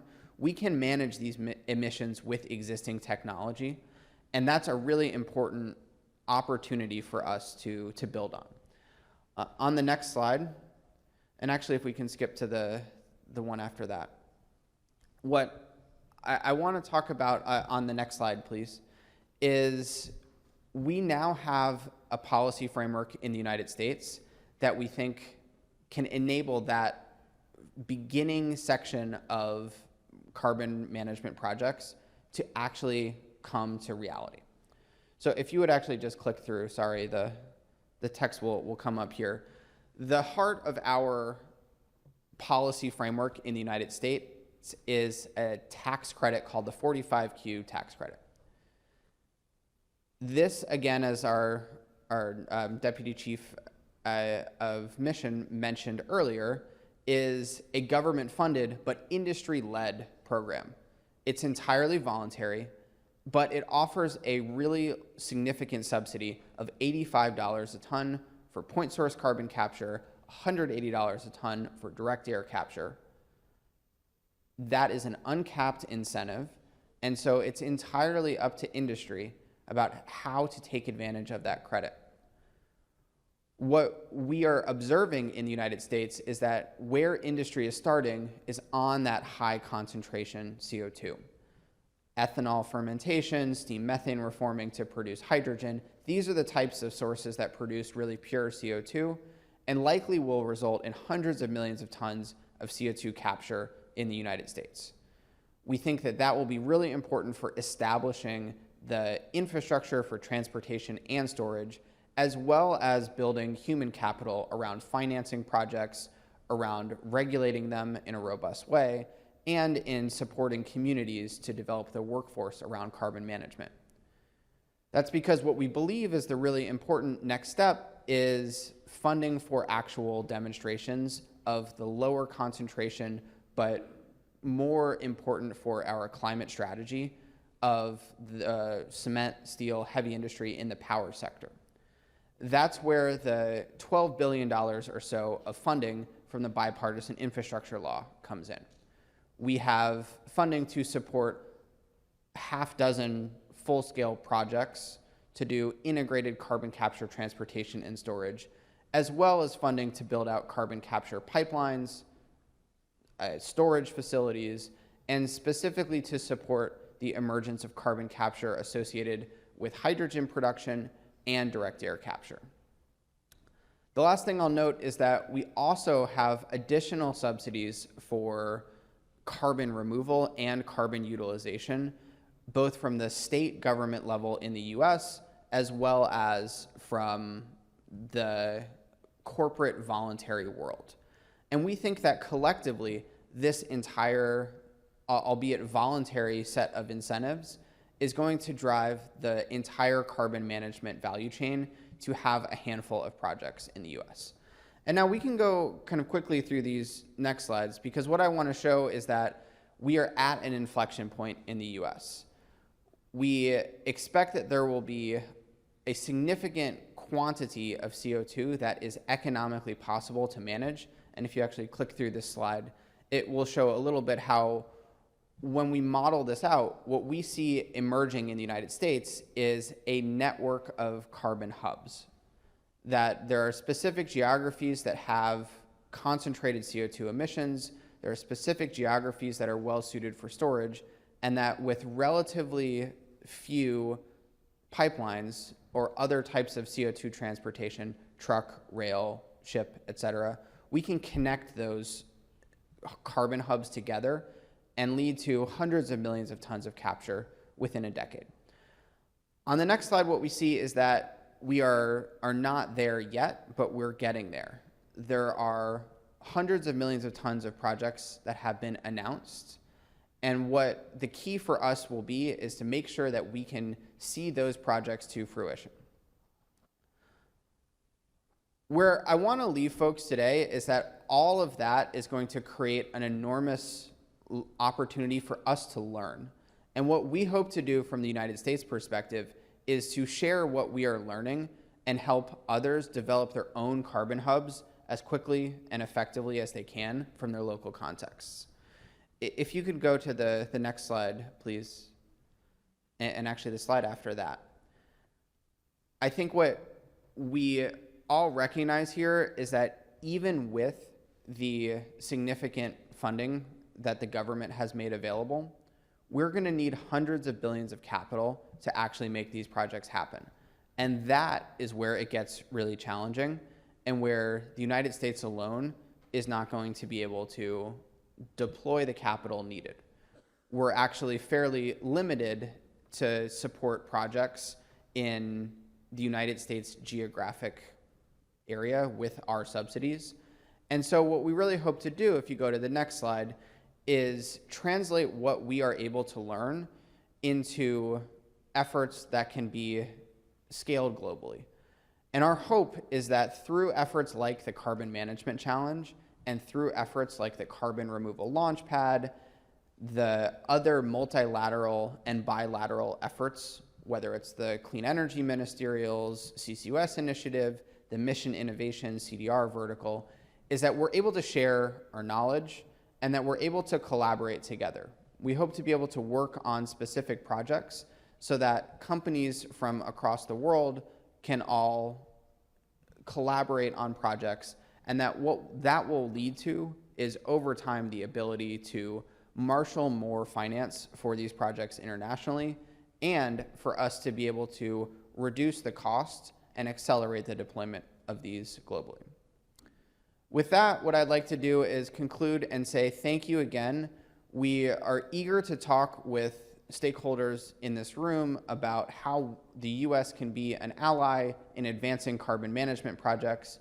We're eager to share more about the Carbon Management Challenge and other international efforts that are hopefully going to be featured on more and more international stages, whether it's the COP or the other clean energy ministerial events, and are eager to strengthen and build all of our bilateral relationships where we can really share the knowledge that we are gaining in the US to hopefully be something that can be of value and a catalyst for projects around the world.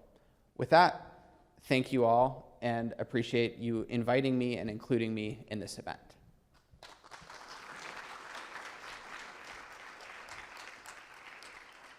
Thank you, Mr. Dish, for your presentation on U.S. perspective of carbon management. Now, moving on, please allow me to invite to the big screen the Secretary General of Global CCS Institute, Mr. Jared Daniels. Thank you very much for, first of all, hosting this very important forum to share realistic perspectives on how we can all work together to accelerate deployment of CCS alongside everything else that we need to do at great scale to allow access to affordable, decarbonized energy and commodities for all of us. And as Noah Dyke just said, from the U.S. Department of Energy. We are all in this together. We all need to work together to achieve our shared common goals. And that is, I'm happy to talk to you today on behalf of the Global CCS Institute to help frame where we are globally. And this builds on what Noah just presented in terms of the carbon management challenge and many countries working together to accelerate deployment. So next slide, please. For those of you who do not know the Global CCS Institute, we're an international think tank with offices around the world. Our mission is to accelerate the deployment of CCS as part of that net zero future for all of us. We have over 200 members, including governments, some of those in the room, global corporations, private companies, research bodies, all of these organizations that are committed to working together to accelerate progress in deployment of CCS. We do that through fact-based influential advocacy to policymakers, advocacy to technology providers and industry that needs to deploy this, and to the financial sector. As we heard earlier from some of the speakers, we need to finance these projects to get them deployed. We want to perform thought leadership to help inform all of these policy and investment conversations. And then something the Institute has done historically since the Australian government started the Institute over a decade ago is share that global knowledge base. Something that Noah just talked about from the US perspective, share that knowledge amongst all of us so we can learn from each other and accelerate our collective progress. On the next slide, this is 100% consistent with what we heard from Dr. Fatih Birol in terms of, the really flexible role, the critical role that CCS has to play in helping all of us reach those net zero goals. Again, in coordination with all the other low carbon technologies. CCS is absolutely critical to allowing us to have that deep decarbonization of hard to abate industry, steel and cement that we're going to build our infrastructure with, fertilizer to feed all of our populations, 8.5 billion people and growing globally, right? A key opportunity to deploy CCS, a key need for CCS deployment in hard to abate sectors where even if you drove those processes with 100% renewable energy, the process emissions would emit CO2. Carbon capture and storage can effectively decarbonize those.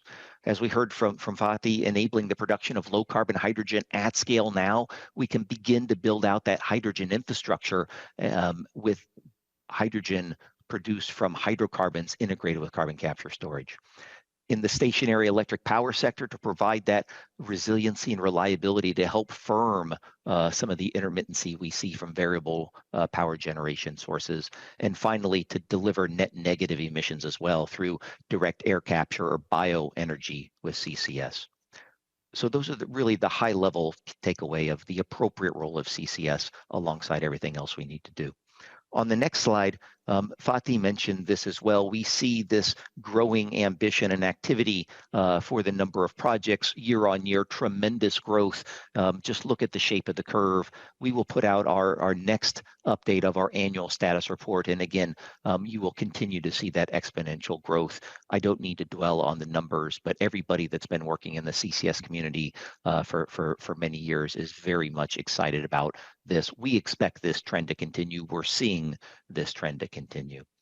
On the next slide, no matter how fast we're growing, we're still, as Dr. Birol mentioned, woefully behind where we need to be. According to IPCC analysis, IEA analysis, we need to be at gigaton scale of deployment in the near term, going to multiple gigaton scale deployment of CCS globally by mid-century, if it's to play its part alongside all the other technologies to help us decarbonize.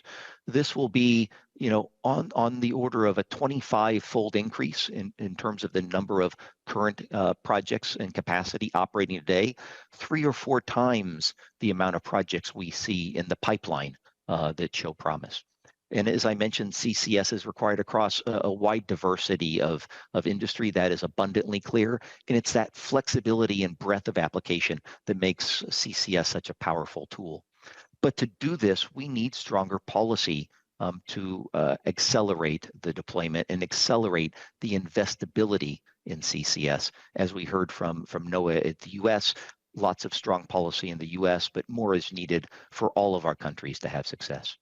On the next slide, just very quickly to provide a context on a global basis for this increasing ambition, the European Union, their analysis shows they will need 300 to 550 million ton per annum of installed capacity mid-century to meet their targets.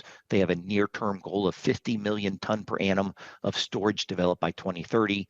The UK as a sovereign nation, 20 to 30 million ton per year of installed capacity by the end of this decade. We already heard from NOAA in terms of all of the catalytic work the Inflation Reduction Act has had in the United States and the opportunity in North America. In Japan, you all know well, the long-term roadmap sets out targets for large amounts of carbon capture and storage going forward in the coming decades. In Saudi Arabia, they've started have a target of 44 million ton per annum by 2035, and the first phase of that CCS hub and cluster, that CCS network, 9 million tons operational by 2027, just a few years away. So large progress in the Middle East. And in Brazil, they currently have the world's largest operating CCS project, over 10 million ton per annum in a single project, with a goal to inject over 40 million ton per year sometime in the next several years. So increasing ambition globally, we expect this trend to continue.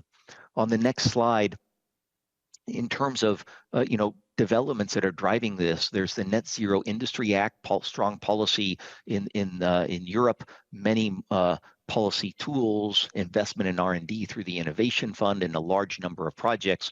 And individual member countries have their own policies to accelerate deployment. You heard from NOAA in terms of what the US is doing. In Canada, they also have a CCUS strategy under development and similar policy tools and tax credits to accelerate investment. In the Middle East, which currently has 3 operating facilities and about 10% of the world's global capacity, strong ambition, strong momentum, as he's heard from some of the earlier speakers going into this year's COP. And you all are very well aware of the forward progress in Japan and more broadly in the region at a project level across the Asia Pacific region. In China, Fatih mentioned some really key projects last year. The first million ton per annum project started up just over a year ago, last August, Sinopec's Kuailu project. And several months ago, China started operation of its first dense phase CO2 pipeline, 109-kilometer pipeline that is now operating. And again, really seeing the start of an exponential curve of projects in China as well. On the next slide, at the Institute, we are trying to do our part on behalf of our members to accelerate progress, to share that knowledge and information. We've been doing our homework this past year on a project we call SECA, Southeast Asia CCS Accelerator. This is focused on the key enablers to allow CCS to be deployed. Durable regulations for carbon capture and storage, enabling policy that makes these projects investable, and better understanding and characterization of our subsurface and geologic storage. We're pulling together the right stakeholders, identifying projects. This is really a series of conversations and workshops and analysis where we can all work together to accelerate and better understand the opportunities to deploy CCS in the Asia Pacific region, focused on near-term deployment. On the next slide, we're also looking at the financial frameworks. What does it take to make investable projects in the region, understanding the role that CO2 markets can play, forecasting what's required for investment depending on the financial landscapes and opportunities. What's the role of public finance and private finance for some of these early mover projects? And how do you structure projects and the financing of projects that are tailored for the region and for the individual markets? The Institute has developed an economic model to help us do this analysis. And again, please use us as a resource and these tools to help you have your good conversations. Again, we all need to work together to speed deployment of CCS in the region and globally. On the next slide, there's a tremendous amount of activity, a tremendous amount of lessons learned that we can share and we are sharing. But the bottom line is we need to scale up much more rapidly. Right? We need to scale from the 50 million tons per annum captured a day to the gigaton scale over the next coming decades. This is going to take on the order of $1 trillion US of investment, but this is doable if governments and industry and the finance sector work together in collaboration to do this well. That's something that the Institute can help facilitate that we're very passionate about. This all needs strong policy coupled with strong action from government, industry, and the financial sector to work together to do this. Absolutely crucial and critical to our combined success.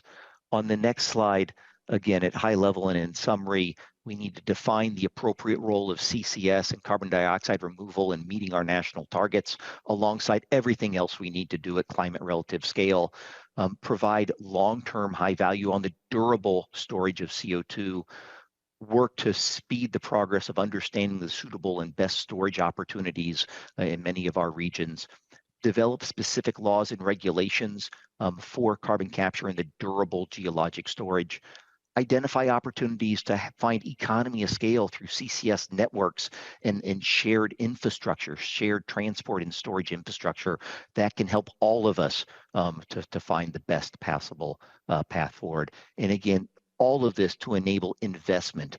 The figure of merit that's key is standing up projects and getting projects up and running, learning and sharing those learnings, working together through the development of appropriate policies and market mechanisms. So for the next slide, thank you very much for your time and attention. Hopefully I've provided a broad global framing to help support today's very important conversation. And again, thank you for inviting me to be part of the discussion. Thank you, Mr. Daniels, for your presentation on the global perspective of CCS. Now we will have one more keynote speech. Please allow me to invite to the stage Dr. Yamamoto Koji, the Vice President, Energy Business Unit of the Japan Organization for Metals and Energy Security, Japan.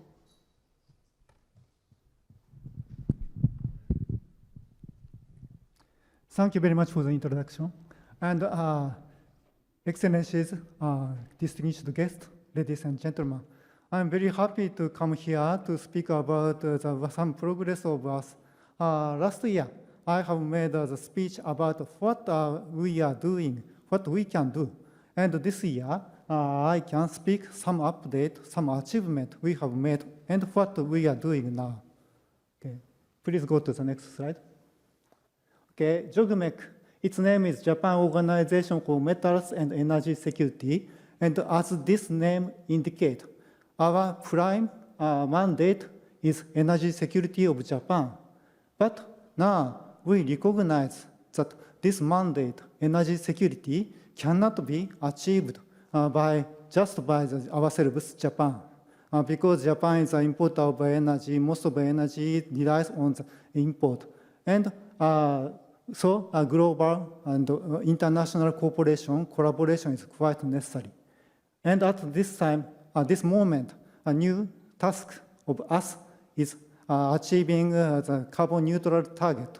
So this energy security should mean, this means that energy should be decarbonized.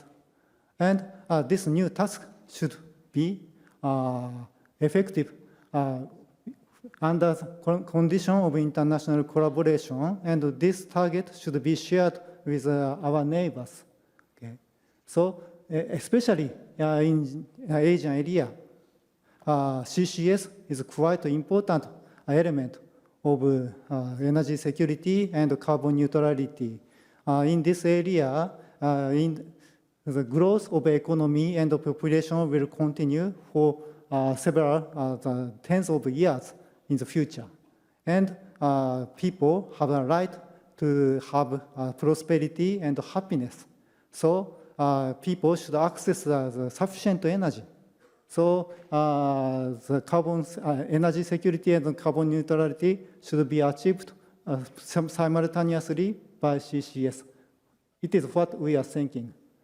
And to achieve this target, what we are doing is we try to do is the establishing a comprehensive the value chain of not only the carbon, CO2, but also the fuels, LNG, and low carbon fuels like hydrogen, ammonia, MCH. Such element should be integrated in one value chain. And to establish the carbon neutrality, CCS is a quite important element of this value chain. And to achieve this target, what we are doing is developing a CCS hub.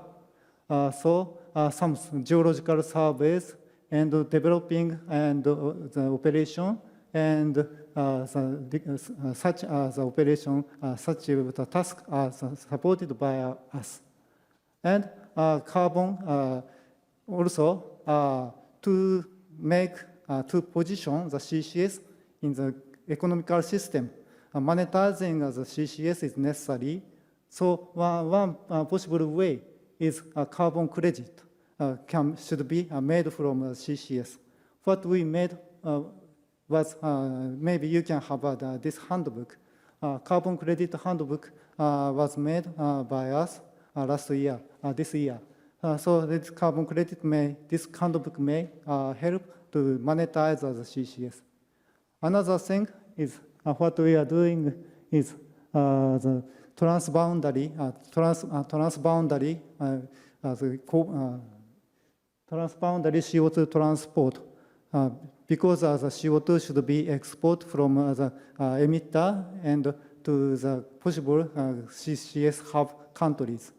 So some legal framework and technological framework, such as monitoring technology, should be employed to match with the requirement from the London Protocol and other regulatory frameworks. And another thing is to achieve, we need for the fairness, equality, safety, and security, common framework, common background of CCS operation is necessary. It is what we believe. So guidelines, regulations, such things should be made in the global scale. So we have made some guidelines for the CCS, CO2 EOR, and greenhouse gas emission carbon intensity counting. Such institutional the infrastructure is one of our tasks. Okay, go to the next slide, please. In the Asian region, we have made a lot of works. We have provided the training course for the capacity building in Asian countries. We provide a training course of carbon neutrality for the young generations. It is one example. Another one is we have made a lot of partnership with ASEAN countries using the framework of this Asian CCUS network, and also SEACA, Southeast Asia CCS Accelerator. We are the advisory member of those organizations. And another one is we are doing the CO2 assessment, CO2 storage assessment, CO2 potential assessment in ASEAN region. I'm talking about it later. And also we are doing to establish an institutional infrastructure, as I already told.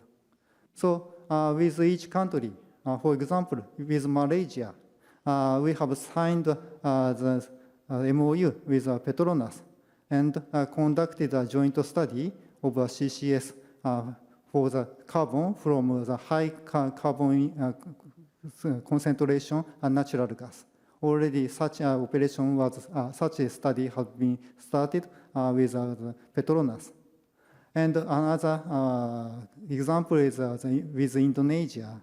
We have signed signed a MOU with Pertamina, and we implemented some CO2 pilot test, field test, and we performed a joint study for the clean fuel ammonia production with Pertamina too.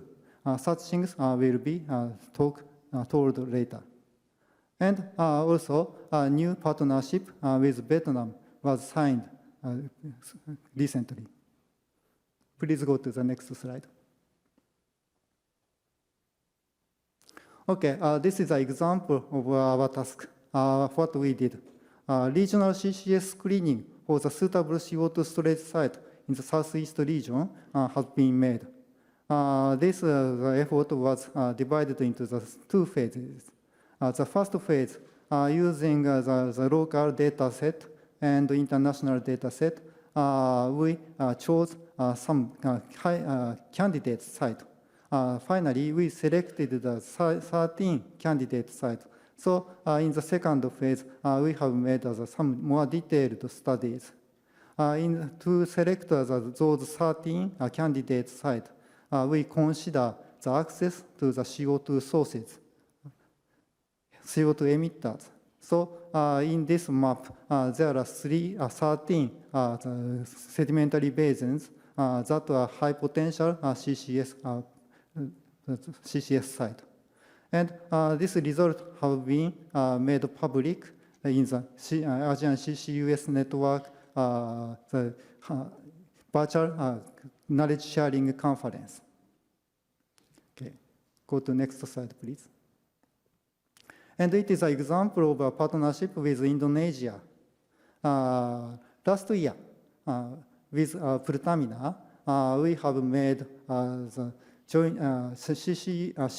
CO2-EOR project in the Java Island.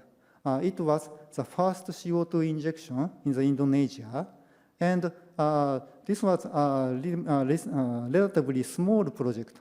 Injected volume was relatively small, and the purpose is the CO2-EOR, but not only the CO2-EOR. We tried to demonstrate and verify the effect of CO2-EOR as a carbon sequestration. And after this success opened the door to extend this study to the larger scale. So this year, we have made the new joint study agreement with Pertamina to extend it to the another field, squatty field, CCUS CO2-EOR project. And this project is signed with JOGMEC and Pertamina, and also as a private partner, JAPEX. So Japanese governmental and industrial involvement in the project is increased. Okay. Go to the next slide, please. And with those technological support, technological achievement, what we are doing is establishing an institutional infrastructure. So some standard has been made. JOGMEC as a CCS guideline and JOGMEC carbon intensity guideline have been published in the last year. And this year, we published a new JOGMEC CO2-EOR guideline. Purpose of this CO2-EOR guidelines to make the CO2-EOR as a kind of a CCS. So those guidelines should be the background of the new partnership and international collaboration, we believe. And the second one is a transboundary cross-border CO2 transport. It is really necessary for Japan, as introduced by previous speaker. JOGMEC selected 7 potential advanced CCUS projects. It should be materialized in 2030. So the end 2 out of 7 the CCS site, storage site is assumed in the overseas. So cross-boundary, transboundary CO2 transport is quite urgent issue, and it is a complicated issue because we need to consider the London Protocol and other regulations, other requirements. So now the JOGMEC and our partner countries will start the study about those framework in the viewpoint of not only the technology and also the regulations. So please go to the last slide. Okay. So thank you very much for hearing my talk. What I wanted to say is international collaboration is quite important, and energy security and the carbon neutrality cannot be divided. So in the Asian area, we continue make as effort to make as a new collaboration. Thank you very much.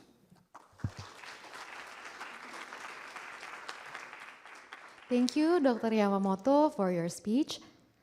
Ladies and gentlemen, we have heard 3 keynote speeches from experts in this field, and now we are moving on to the first panel session. But before that, I would like to inform you that the organizer have provided tea and coffee outside of this room. But since time is limited, I would like to invite all of you to take it and bring it inside of this room to enjoy while hearing the panel discussion.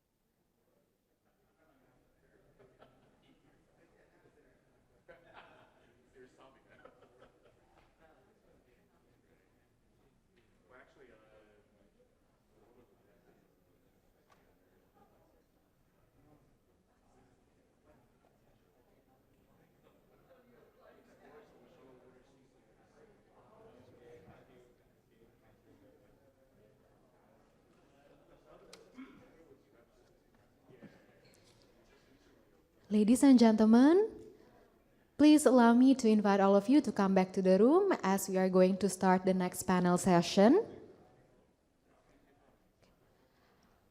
Please allow me to invite the moderator of this session. He is the CCS and CCUS expert of ERIA. Please welcome to the stage Dr. I Gusti Suwarnaya Sidaman.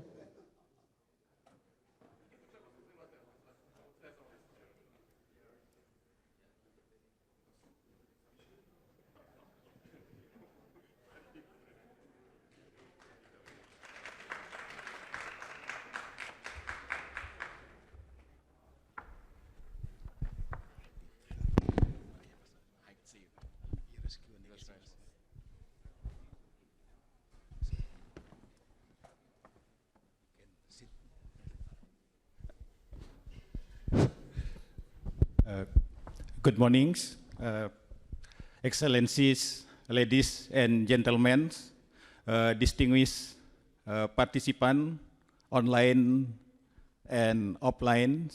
A very good morning for you all. So after having a enlightening and encouraging message on the net zero emission pathway and the role of CCUS from ministers and leaders, now we are moving to more technical and working level discussion. I'm Agusti Sidaman, research fellow at ERIA. It's an honor for me to moderate the first session. Our topic for this session is global CCUS trend. We review the trend in three perspectives. First, on technology, supply and demand energy, and economic outlook. Second, on financial availability, and the third, we review it on business perspective. So for our session, we have three speakers. First is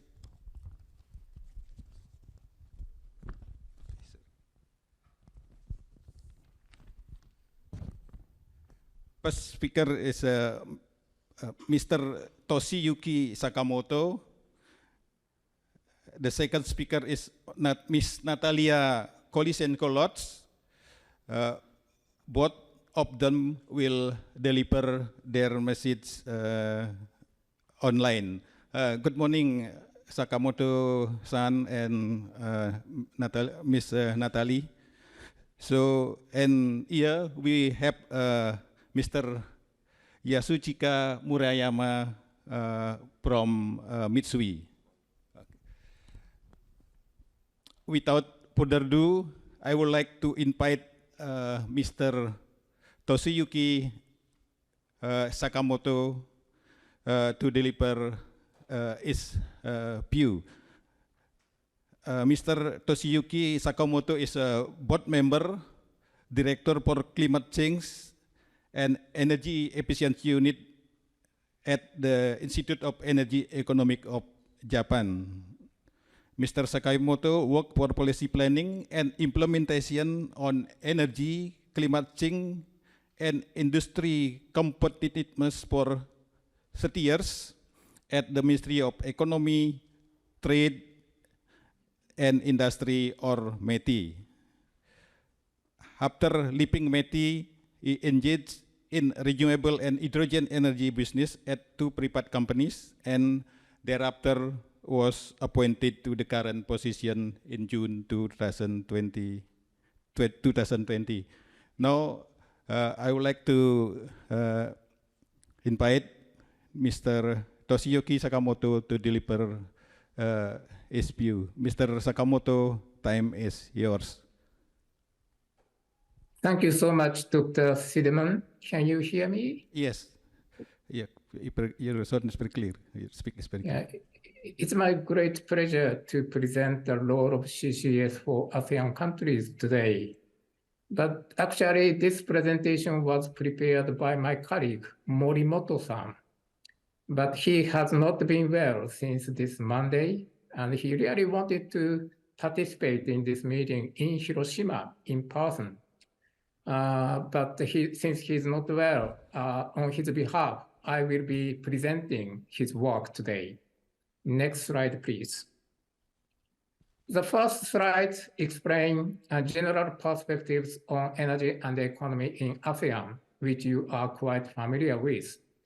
ASEAN countries are highly dependent on fossil fuel, 78% of primary energy supply coming from fossil fuel in 2021. And your fossil fuel fleets are very young. And some countries produce fossil fuels domestically, and the distribution of renewable energy resources are uneven within the region. And you are in the midst of strong economic growth. And due to this strong economic growth, the achievement of carbon neutrality is more challenging than advanced economies. So your high ambition should be commended. Next slide, please. This is a framework of our model. We analyze cost-optimal combination of energy technologies by using linear programming model. It covers entire energy system of each of ASEAN 10 countries. Energy-related CO2 emission constraints reflect each country's carbon neutrality commitment, either in 2050 or 2060. And we take into account natural carbon sinks. And CCUS technologies are explicitly considered, as you see on the right-hand side graph. By the way, this morning, Minister Nishimura kindly mentioned the IEEJ in his opening remarks. And in fact, ERIA and IEEJ has been supporting ASEAN countries to develop their carbon neutrality roadmap since 2 years ago as part of the cooperation under AETI, Asia Energy Transition Initiative. Next slide, please. This is the assumption for CCS in our model. ASEAN is a promising area for CO2 storage. Let's take a look at the left-hand side graph. We assume annual storage capacity is assumed to be 0.5% of CO2 storage potential, as you see here, of each country in 2040, and 0.9% in 2050. Malaysia has a huge amount of potential, but all these potential can be used by other ASEAN countries. That is our model assumption. And please take a look at the right-hand side graph, which shows the cost of CCS. As you see, in 2030, if we install CCS, if we retrofit CCS to existing power plant, the cost will be $72 to $83. These costs are within the range of $60 to $120 of marginal abatement cost in IPCC AR6 scenarios for limiting warming to 2 degrees. So in 2030, the retrofit CCS to existing power fleet is cost competitive. And when it comes to 2050, that will be cost competitive as well. As you see, its cost will be $273 according to our model. And IPCC AR6 scenario shows marginal abatement cost will be $140 to $340 per CO2 ton in 2050. So again, this 273 DAX cost in 2050 is in the range of MAC, marginal abatement cost estimated by IPCC. Next slide, please. This shows how thermal power generation in ASEAN will evolve and the CO2 emissions by sector. Although its share would drop, thermal power would continue to play an important role in ASEAN by backing up variable renewable energy and covering electricity demand growth that can't be met by renewable energy alone. CCS and clean fuels are essential for reducing emissions from thermal power. As you see in the left-hand side graph, CCS will be kicking in from 2040, and from 2050, hydrogen and ammonia will start to be used. And please take a look at the right-hand side graph, which shows the sectoral CO2 emissions in ASEAN. As you see, in 2060, there must be negative emissions. Dark blue represents DAX. The dark red area represents electricity, which means BECCS. BECCS create electricity. With these negative emissions, there is still residual emissions, which has to be offset by natural carbon sinks, as you see here. Next slide, please. This explains the cost for achieving carbon neutrality. The simulation results imply significant economic challenges associated with carbon neutrality. On the left-hand side, which shows the marginal abatement cost of CO2 emissions in ASEAN, as you see, as we restrict the potential of CCS, the marginal abatement cost will significantly increase from 339 to 920 in case of a 20% capacity of CCS compared with a base case. On the right-hand side, explain the marginal electricity cost in ASEAN. You can see the same trend. As we limit the availability of CCS, the cost of electricity will significantly increase. Next slide, please. This is a comparison with other AR6 scenarios. Please take out left-hand side graph. And each point, each dotted point represent one AR6 scenario for other countries of ASEAN, quote unquote. This is almost equivalent to ASEAN countries. And the green dotted line represents scenario with energy-related CO2 in 2050, less than 500 megaton. And the green dotted line represents energy-related CO2 in 2050 is more than 1,000 megaton. And red is in between. As you see on this left-hand side graph, if GDP is bigger, then primary energy is also bigger. This is quite natural and reasonable result. And then move to the right-hand side graph. This is quite interesting. As you see, with bigger primary energy, in other words, with bigger final energy demand, CCS in 2050 will be also bigger. And as you see, the different pattern depending on the colors of point. You see a lot of blue point in the upper part of this graph. You see a lot of green point in the lower part of the graph. The blue point are the scenario with smaller energy-related CO2. And green point are the scenario with higher emissions in 2050. So this suggests if you try to reduce emission towards the future, the CCS is essential. And also, as economy grows, as primary energy grows, CCS needs to be used much more. Next slide, please. This is conclusion. The left-hand side, I have the situation and the challenges towards carbon neutrality in ASEAN are listed as these are those listed in the first slide. And the right-hand side showing CCS solutions in responding to such situations and the challenges. And the existing facility needs to be equipped with CCS, and all CO2 emissions from coal-fired power plant needs to be captured after 2040. And the new facilities also need to be equipped with CCS, and natural gas-fired power plant with CCS CO2 capture account for 10% of total power generation.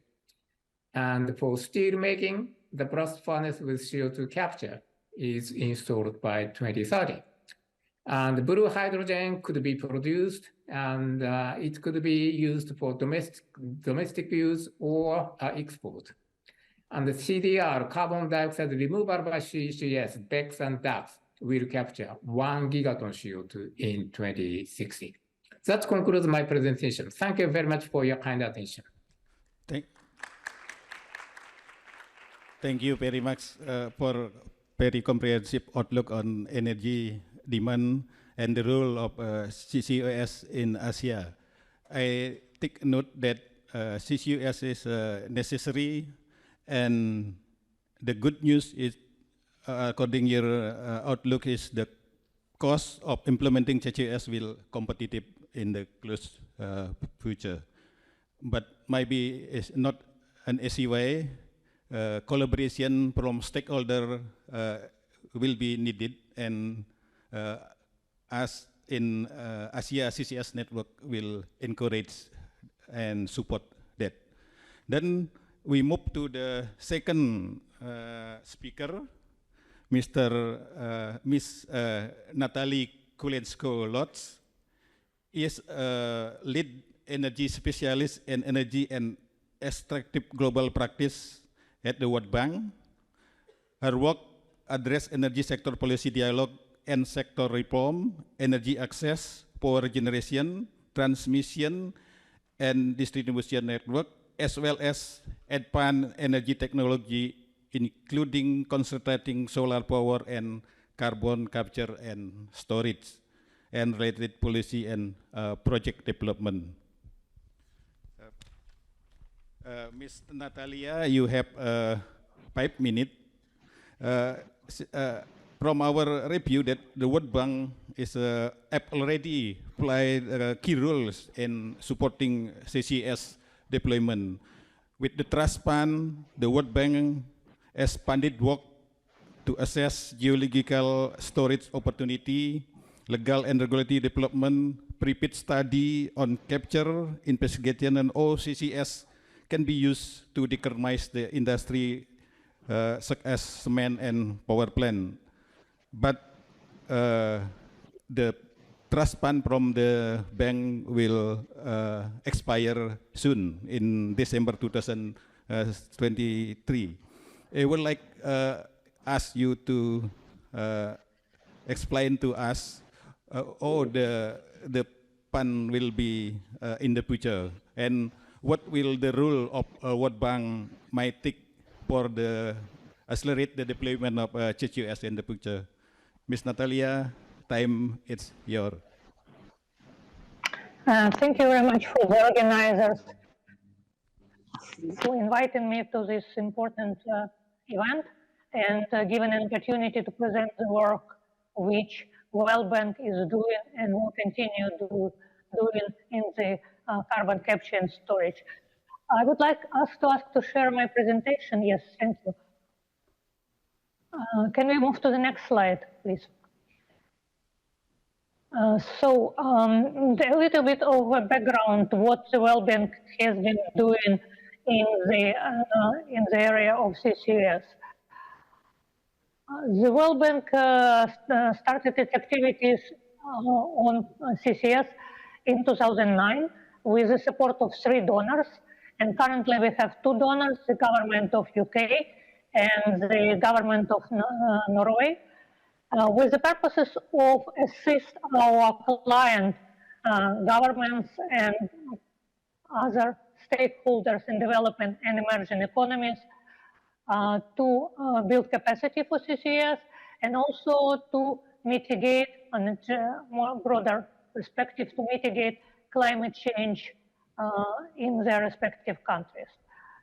The Trust Fund worked in 2 phases. The first phase we had from 2009 to 2014, and we went broad, covering 9 countries, mainly on capacity building and assessing potential for CCS in these countries, and all the work was done at the request of the host governments or host departments on specific governments. In the second phase, we moved to a more precise approach. We started working with 2 countries which were interested to take the CCS further, and it was in their policies and low-term, low carbon mitigation strategies. It is Mexico and South Africa. And later on, basically within the last 2 years, the interest in CCS from our stakeholders, partner countries, grew. And we added Nigeria, Timor-Leste, India, and Egypt to the list of countries which are participating in phase 2. The kind of support we provide, it's knowledge management, capacity building, technical assistance for preparation of pilot projects, and also funding pilots. We also look at the market development. Next slide, please. What we learned during the implementation of our CCS Trust Fund. First, I know I'm just repeating what the previous speakers in the previous session, Jared and Dr. Beryl said. That is the regulatory and legal frameworks absolutely essential. We found in many of our client countries or partner countries, there is no regulations or legal basis for CCS development. The second important point, as also was stressed before, it is storage capacity. The storage capacity assessment takes a long time and a lot of resources, and that's what, if it's missing, the rolling out of CPS technology is basically will be stalled for a long time, although the country might have potential, interest, and even potential resources. But without this assess storage, this will be very much delayed. And the third point is the capacity building. Capacity is improving globally, but it should be doubled. The effort should be doubled in developing and emerging economies in order to increase capacity to design, develop, and implement CCS projects. And the targets in our client countries and the World Bank client countries are very high to implement such projects. What we achieved so far, we worked with our partners in Mexico, Nigeria, South Africa, Timor-Leste on CCS regulations, and the World Bank doesn't develop regulations. We just assessing and doing recommendation, and the countries are implementing regulation themselves. We supported detailed CO2 storage atlas development in South Africa and Nigeria. We produced a scoping study for CCS hubs in both Egypt and Timor-Leste. And we continue supporting a storage pilot in South Africa. Next slide, please. What we can do looking forward. As our moderator mentioned, our trust fund will be closed at the end of this calendar year. And the only activity which we will continue for 8 months in 2024 will be the support for the pilot project in South Africa. So we kind of looking forward what we can do. We continue working with our donor countries who supported us in the past, and we're very grateful for this support. As we have good demand or good indications on demand from our partner countries, which are listed on the right side of the slide, we see the demand for our work to continue. So we are moving in several directions. In the first, as I said, we continue working with the donor countries to gather more support and potentially to have new resources for rolling out CCS in emerging and developing countries. We're also looking at tools and instruments which the World Bank has in its possession on de-risking the participation of private sector in CCS projects in emerging economies. And we have quite a lot of instruments. Excuse me, Ms. Natalie, you have only 1 minute left. Please continue. Yes, it's actually the last slide. And also we are looking at instruments like climate finance. We think that developing private sector tools for private sector participation and de-risking their investment is essential in order to grant support and World Bank support and with conventional lending, which we have right now.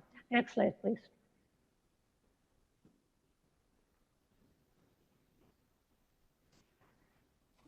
So basically that is the essence of my presentation.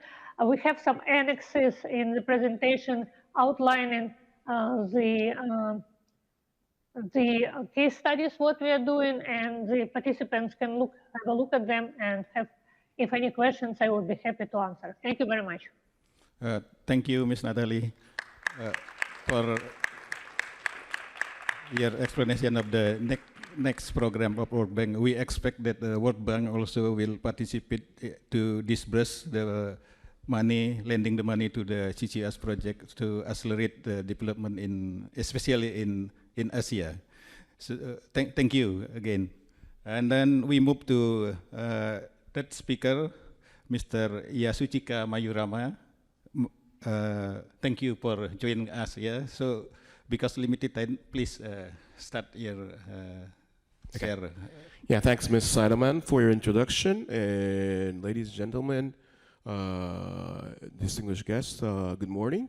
And thanks, METI, as well as ERIA, for this great opportunity. We really thank for your initiation in organizing this meaningful forum. And it's a great honor for me to be a part of this. So if you don't mind, could you show up? Yeah, could you go to the next slide? Yeah, before going to the main, before going to the main agenda, let me briefly touch base with where METI is in terms of in terms of the low carbon solution space. As you may know, METI is one of the largest Japanese conglomerate in the business, extends to the various fields like food, chemicals, IT, or even hospital management. But one of our characters, we're really strong in the natural resources production as well as oil and gas production. So likewise, the other companies, METI was getting a lot of pressure and challenge from our stakeholders in terms of the roadmap towards the carbon neutral zero. The current CEO, of course, the current CEO and the company are fully committed toward achieving net zero by 2050. But the bubbles on the right side shows the business domain that we're focusing on for the next generation to contribute to the green transformation. I just want to highlight here that how many minutes you're going to give me? 8 minutes? Is it okay? Okay, 8, 10, okay, sorry. Okay, I just want to say here that the CCUS will play a very, very important role, just not only to decarbonize, but contribute to the world to supply some sort of low carbon fuels, such as like blue ammonia and blue hydrogen. Next slide, please. Yeah, I pick up a couple of the numbers and stats from the public domain, which is more trustworthy than what I keep saying. 16.3 gigaton. This is the number that today's total Asia emission. Most probably 80% of this number will find some sort of solution through, chasing the efficiencies or switching the fuel to the clean or electrifications or even like low carbon technologies. But it's also true, remaining 20%, which is 3.2 gigaton per year, will remain as a hard to abate emission. And these numbers need to find a home. 3.2 is almost equal to the total emission from the EU today. So you could easily imagine how large is the number that we need to find a solution. And if you look into the economic growth of the Asia, we're growing and we're going to keep growing. That assumption based on 3% to 5% per year growth until 2050. And this starving market is we need to keep feeding to this starving market stable and competitive energy sources. And moreover, the issue in the Asia is, I think a couple of the panelists already said, but we are materially relying on to the coal thermal power plant, and that shows in this figure, but 90 gigawatt, the thermal power capacity age, which is less than 10 years, was the most advanced technology. So I think we need to remind ourselves, it's easy to say no, or easy to say abandon it on those coals, but more crucial for the Asia is how to find a realistic solution to keep achieving the carbon neutral zero and to keep the sustainable growth of the energy. So from that viewpoint, I think the CCS is one of the most realistic solution. According to the trustworthy stats, the potential CO2 storage resources that we may have in the Asia Pacific could store 44 years to 480 years based on the hard to abate emission that I showed in this 3.2. So it's quite obvious that this is going to be a very key solution for all of us to be installed. How quickly is more the point that we should discuss. Could you go to the next slide?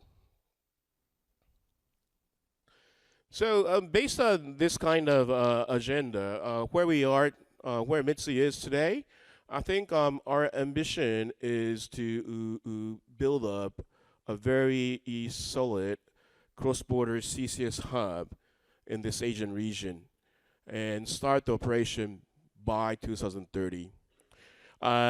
We have identified several geologically sizable and prospective storage in Malaysia, Indonesia, Australia already. And combining capacity altogether is already more than 12 million CO2 ton per year capacity with more upside we're expecting. So what I want to say, and we have conducted to de-risk this geological risk for the past 2-3 years already. So to be frank, I think from the preparing the storage side viewpoint, we're quite ready to go ahead to the FID. And I think today's issue more is how we could make the emitters ready. It's more the issue is the emitter side in Asia Pacific, I think. Frankly speaking, they just start thinking of what will be the best solution. So the key is when they could decide the CCS will be one of the best solution, and when they could start modifying their plan to capture those CO2. So from that viewpoint, we start engaging, or we start engaging more than 11 emitters mainly from Japan, Korea, Taiwan, and Singapore, to prompt their decision to build up this value chain toward this storage. Potentially, if we could aggregate all these numbers from the emitters we're talking about, the volume will go up to more than 30 million ton per year. So simultaneously, our plan is to increase our storage capacity, step by step, according to when the emitters come ready. One of the most progressed project here is the one in Malaysia, together with our friend Petronas. I think our ambitious goal is, I said by 2030, but Petronas is more ambitious.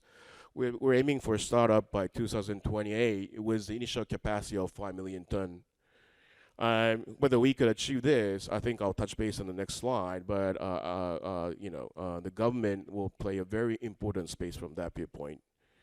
Could you go to the next slide, please? So hope we'll be able to achieve this goal to build up or start up the operation by 2030 together with our capable partners.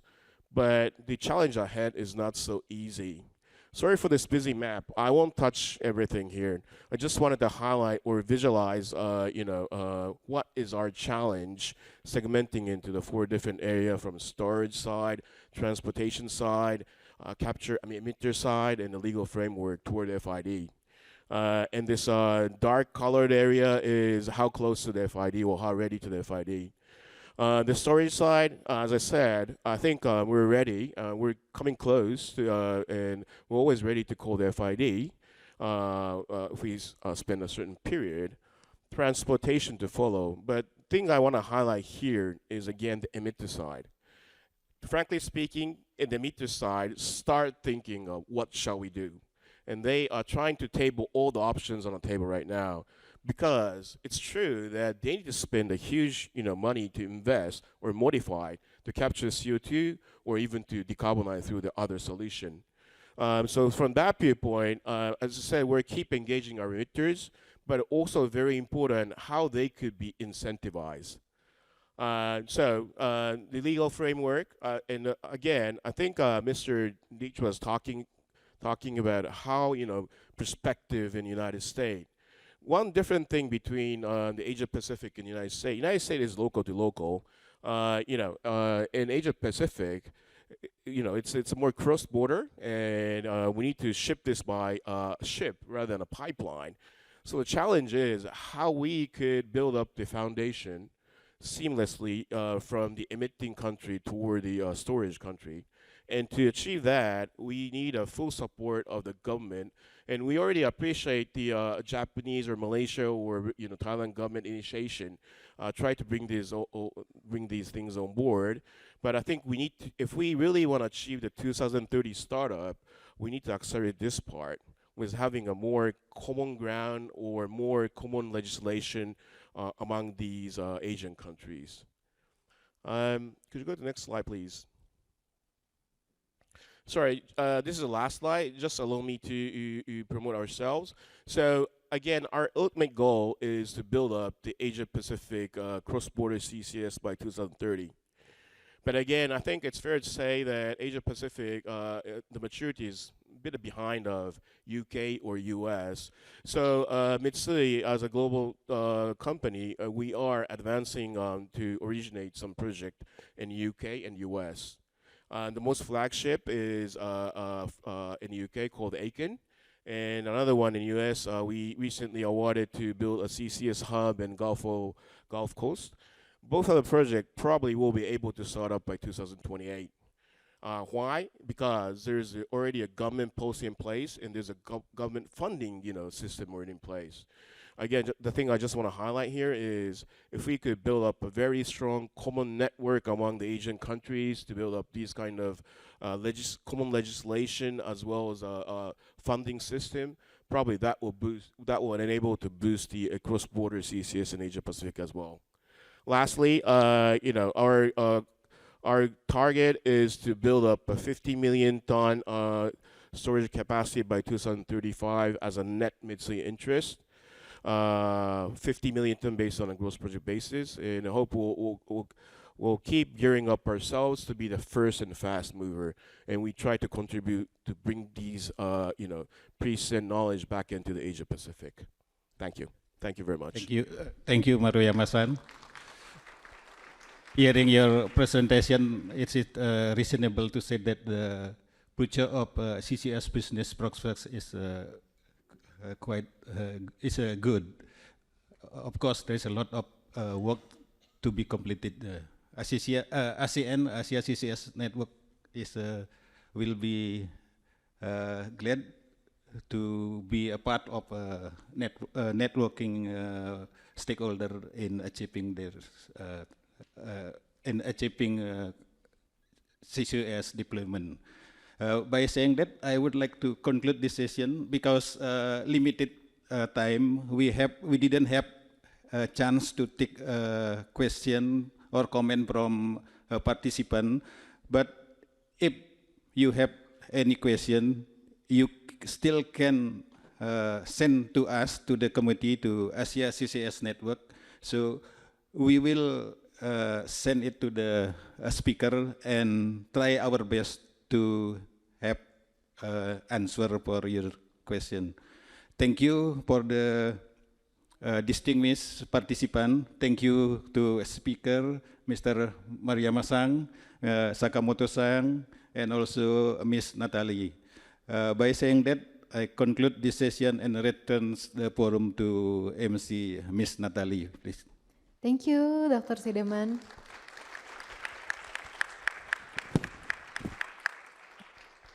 Thank you, Dr. Sideman, and all the speakers. You may return to your seat.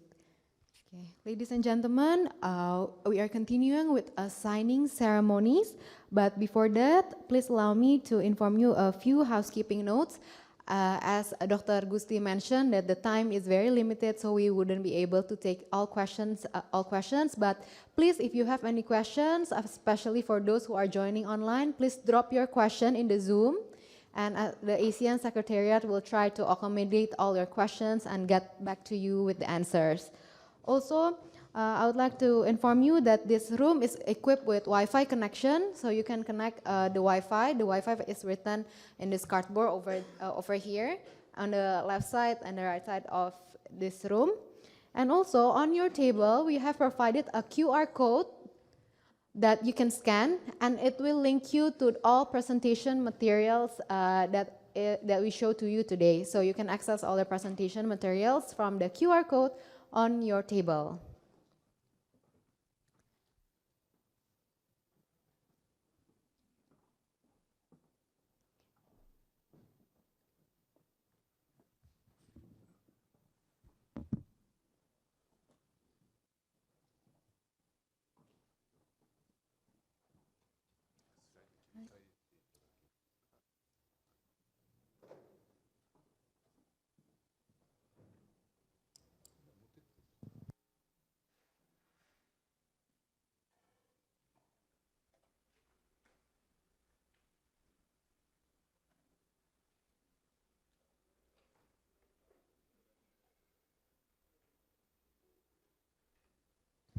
Ladies and gentlemen, the success of carbon capture storage implementation heavily relies on the collaboration between countries and private enterprises.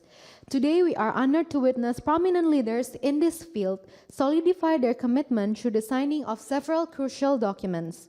This morning, we have scheduled 3 significant signing ceremonies. But first of all, please allow me to invite the witness of the signing ceremony. May I invite His Excellency, Mr. Nobuhiro Yoshida, the Parliamentary Vice Minister of Economy, Trade and Industry Japan, to come up to the stage for the session. Please give them a round of applause.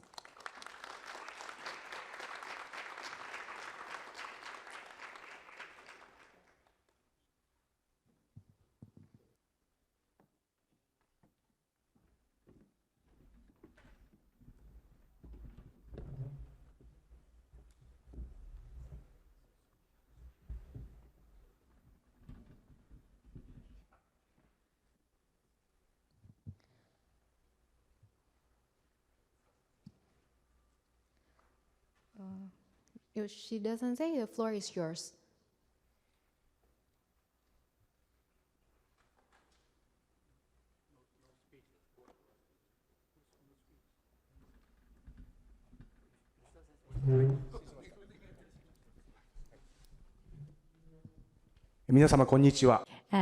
Good afternoon, good morning, everyone. I am the Yoshida Nobuhiro, the Parliamentary Secretary to the METI, and then today I'm very pleased to be witnessing the important signing ceremonies. The first signing ceremony is the signing ceremony between Ministry of Economy, Trade and Industry Japan and the Japan Organization for Metals and Energy Security and Petroleum National Berhad Petronas. May I invite to join Yoshida-sensei to the stage the signatories of this MOC, Mr. Hajime Wakuda, who will be represented by Dr. Koji Yamamoto, Vice President, Energy Business Unit of JOCMEC, and Mr. Emri Hisam Yusuf, the Senior General Manager, Carbon Management Division from the Petroleum National Berhad.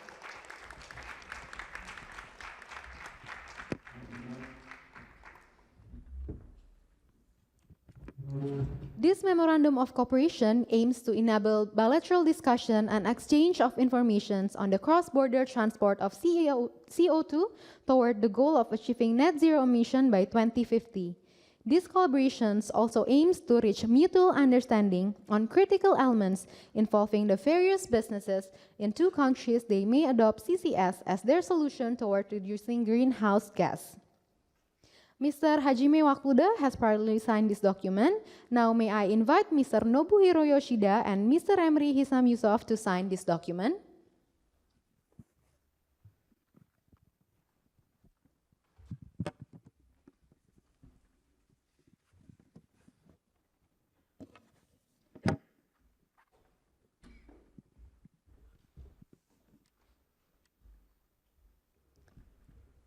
I would like to invite Mr. Emri Hisam Yusuf and also Yoshida-sensei to sign this document. Please give them a round of applause.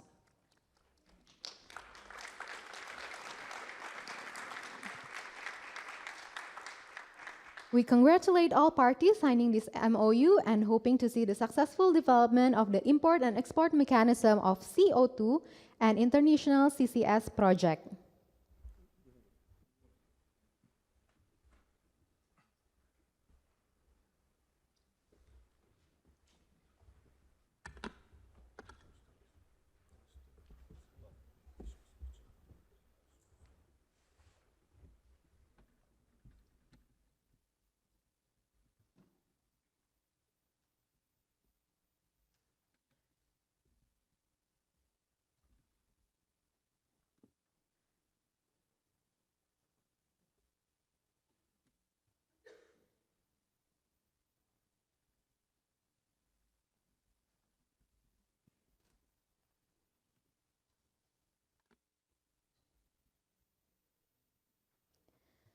Okay, thank you so much. Now may I invite to take a pictures. Yeah.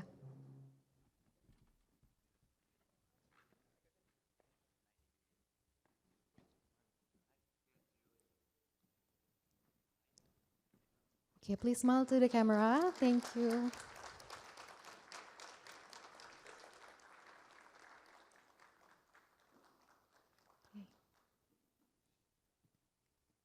Thank you.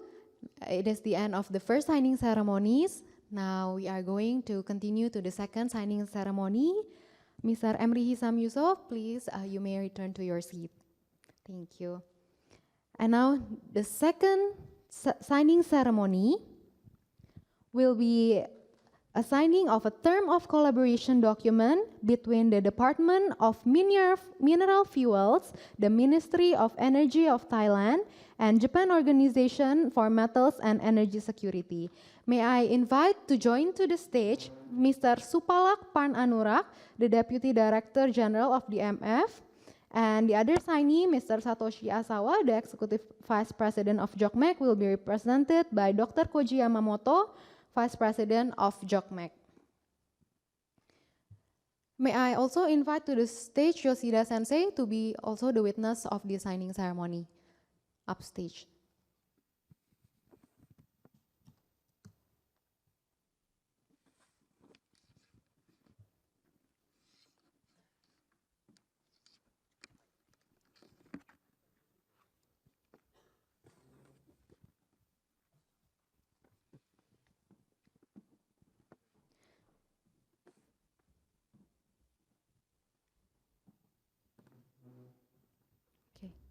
This term of collaboration establishes the key terms of cooperation between the parties for conducting the joint geological study of the potential area in the northern Gulf of Thailand. This study includes considerations or carbon capture and storage project in the study area and future CO2 value chain between Thailand and Japan with a view to carbon neutrality of both countries. Witnessed by Yoshida Sensei upstage, Mr. Supalak Pan Anurak, you might sign the document now as Mr. Satoshi Asawa, presented by Dr. Koji Yamamoto, has signed the document.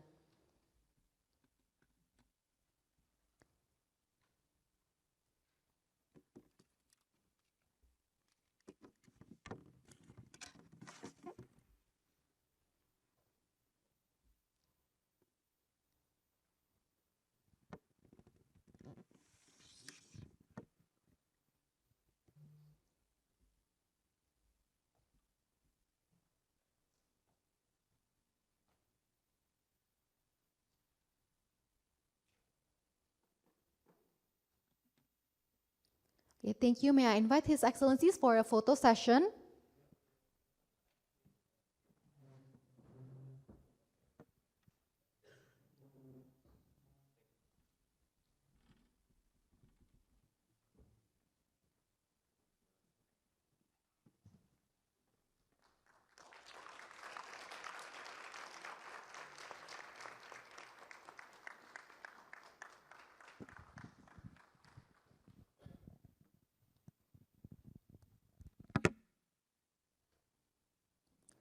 Okay, thank you so much.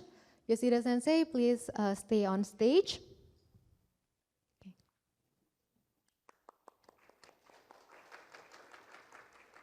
Okay. The third signing ceremony is a signing ceremony of the Memorandum of Understanding between State Government of Victoria, Australia and Japan CCS Co. The signatories are Ms. Dani Jarrett, Deputy Secretary of Industry, Trade and Investment and CEO of Invest Victoria, Department of Jobs, Scale, Industry and Regions, State Government of Victoria, Australia, and Mr. Toshiaki Nakajima, President of Japan CCS. May I also invite the witness of the signing ceremony, Mr. Adam Konin, Commissioner, Victorian Government Trade and Investment, Tokyo Office, and Mr. Takashi Kawabata, the Director General Manager, Administration Department of Japan CCS. May I invite all of you to come up stage?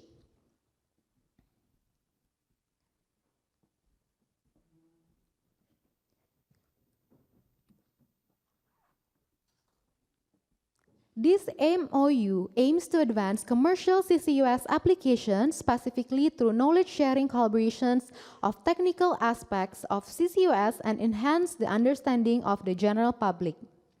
In the presence of Mr. Nobuhiro Yoshida, Parliamentary Vice Minister from Minister of Economy, Trade and Industry, may I invite Ms. Dani Jarrett and Mr. Toshiaki Nakajima to sign this document.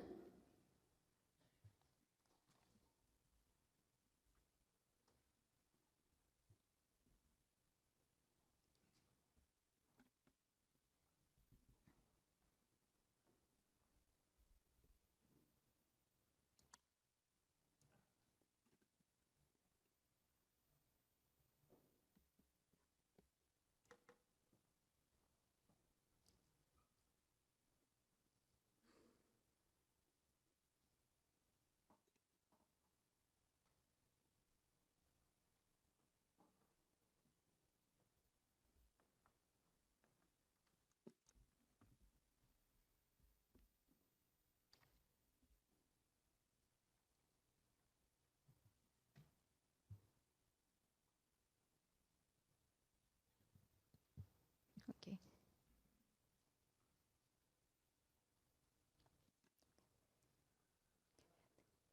Thank you, His Excellency, Her Excellency. May I invite all of you for a photo session?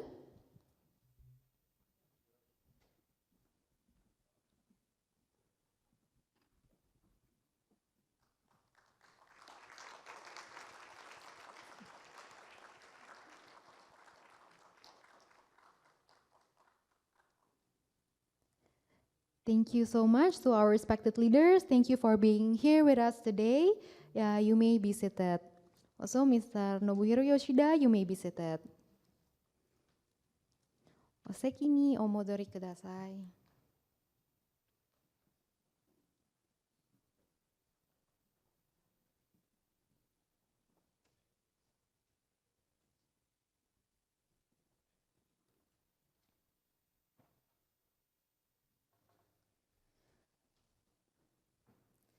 Ladies and gentlemen, we have just witnessed three very significant ceremonies. The effectiveness of implementing carbon storage greatly depends on the partnership between nations and private company. Today is a very joyous occasion where we can witness ourselves, our distinguished leaders in these sectors, reaffirm their dedication by formalizing their pivotal agreements.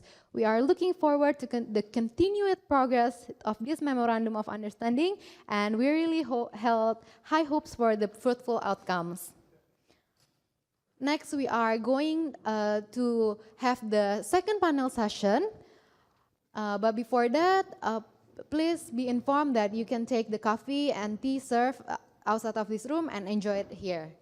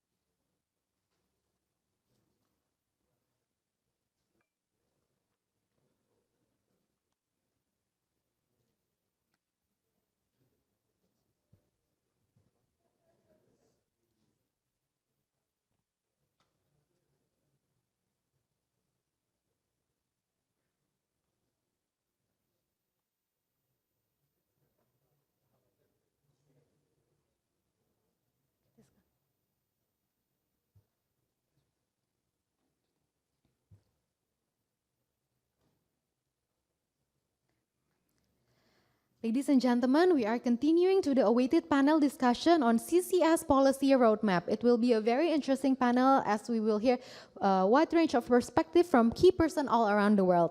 Allow me to invite the moderator of this session. He is the Special Advisor on Energy Affairs of ERIA, Mr. Shigeru Kimura.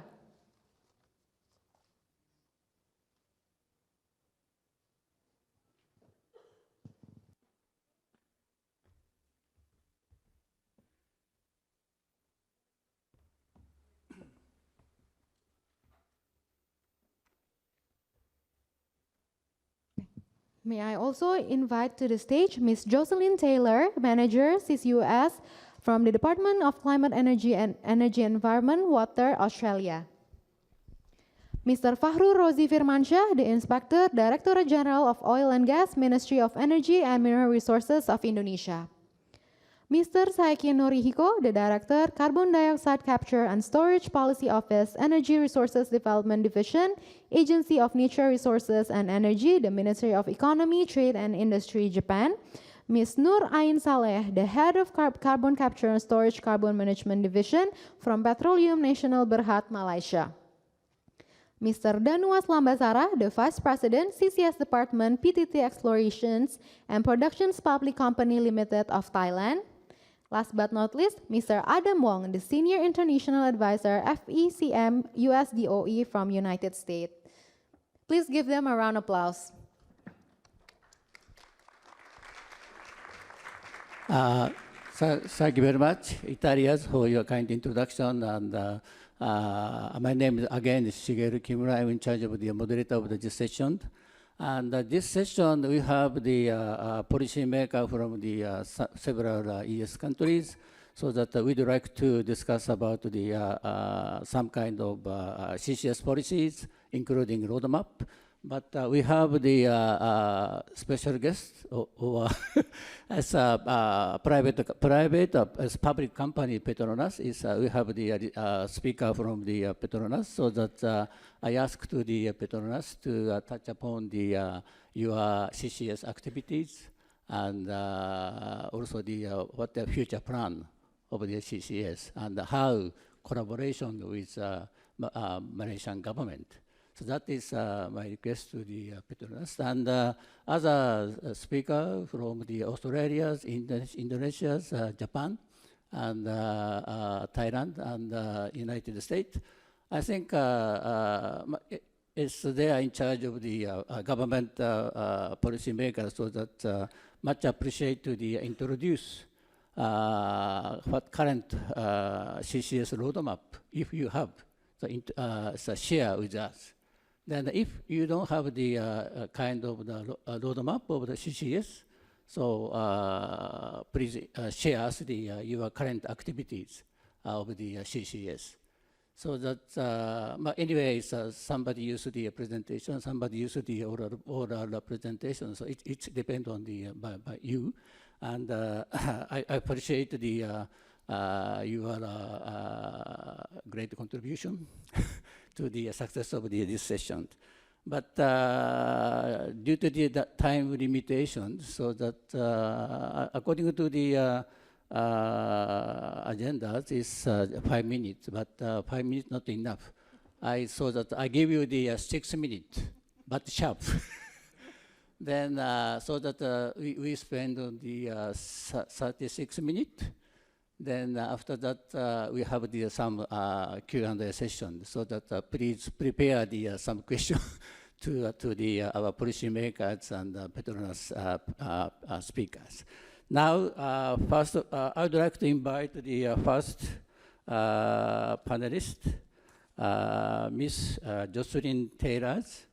She's a manager of the CCS and hydrogen collaboration, Department of Climate Change and Energy and Environment and Water, DCCEW, very long name, Australia. So that's Jocelyn, floor is yours. Thank you. どうもおはようございます。皆さん、私の名前はジョセリンです。 Good morning, everyone. I am Jocelyn. That's it. I'm very pleased to be here again for the third annual Asia CCUS Network. And as Shigeru-san said, I have hydrogen collaboration in my team, so that now includes the oversight of the Hydrogen Energy Supply Chain Project, which demonstrated the world's first liquid hydrogen being shipped from Australia to Japan last year. So I'm happy to discuss hydrogen separately with members after this. So the focus of today is to discuss CCUS. First slide, please. One more. We see CCUS as a part of a portfolio of approaches and technologies to reducing emissions and achieve net zero. So the government is seeking to ensure we're regulating more effectively to ensure projects are safe and environmentally responsible, with a primary focus of CCUS activities that can support jobs in the hard-to-abate sector and create new opportunities in our region. We're open to exploring cross-border CO2 activities that are supported by robust regulations and to help our trading partners to decarbonise and develop solutions for carbon management and permanent removal of atmospheric GHG. So this slide shows how CCS fits within the broader government climate change framework. The government has introduced stronger policy drivers to support emission reduction activities. One of these is the Powering Australia plan. So under this plan, we have the Powering the Regions Fund, which has 2 grant programs that could support CCS projects. One is the $600 million Safeguard Transformation Stream. Will provide match funding through competitive grants to help decarbonise trade-exposed facilities covered by the Safeguard mechanism. And the other is the Critical Inputs to Clean Energy Industries program, which includes $200 million to support cement, lime, aluminium and aluminium sectors to plan solutions for decarbonising. This Powering the Regions Fund complements the Safeguard mechanism, and these reforms, which were introduced on the 1st of July, will ensure Australia's largest emitters are contributing to Australia's emission reduction task. I'll skip on since Sugiro-Santo is timing us. And so, in addition to the 2 grant programs under the Powering the Regions Fund, the government is also taking an active role in driving technology advancement. And so last week, the government opened a carbon capture technologies program. This program will support research, development and demonstration of emerging carbon dioxide capture and carbon dioxide utilisation technologies that will be critical to achieving domestic and global emission abatement objectives. This program will close to applications on the 31st of October. Next slide, please. Industry informs us that streamlining of approvals is a key opportunity to support the transition to cleaner energy. So across Australian governments, there's a joint body of work that, including my department, that is looking to map overlapping approval requirements at injection and storage stage and identify administrative opportunities for ensuring a consistent approach to assessments. So this is shown here in this slide. Next slide, please. With Australia's huge capacity for geological storage of CO2 in saline aquifers and depleted fields, as well as considerable renewed interest from industry in exploring Australia's offshore greenhouse gas storage potential, last year the Australian government issued 5 permits to undertake greenhouse gas storage acreage exploration offshore in Australia. Given the ongoing interest, on the 29th of August this year, the Minister for Resources announced 10 new areas were being made available for work program bidding as part of the 2023 offshore greenhouse gas storage. So this map shows the areas in green where these 10 areas are, which are the Bonaparte Basin, Browse Basin, Northern Carnarvon Basin, Perth Basin, Otway Basin, Bass Basin and Gippsland Basin.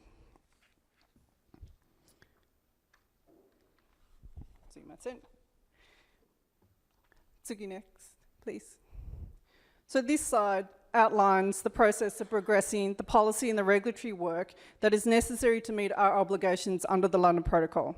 I think it's fair to say over the last 12 months, with countries in the region seeking to decarbonise as quickly as possible, they have limited geological storage potential, and that the pathway of moving CO2 between countries for offshore CCS is becoming more attractive and generating a lot of discussion.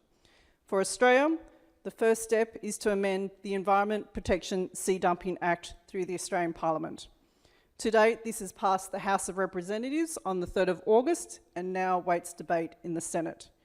If the bill is passed, then there are further steps before the regulators will allow the export and injection of CO2. This includes establishing a bilateral instrument between the importing and exporting countries to ensure that the importer will meet the same regulatory standards of the London Protocol. This is regardless if they are a contracting party or not. A comprehensive assessment of permit applications and robust regulatory frameworks also will need to be established to support the permitting process.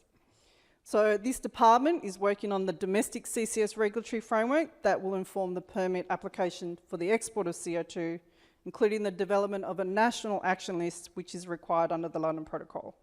Meanwhile, my team continues to work with policy, legal and regulatory considerations that are needed to inform a bilateral instrument in consultation with countries like Japan. And my last slide. Tsuki next. Hey. And finally, this slide just shows you the Australian government is working closely with international partners to advance practical action on climate change and build new energy industries, and more specifically working with like-minded. May I ask you to summarize the your presentation? Now we are 6 minutes over. As you can see, this slide shows a range of engagement my team has on both CCS and hydrogen.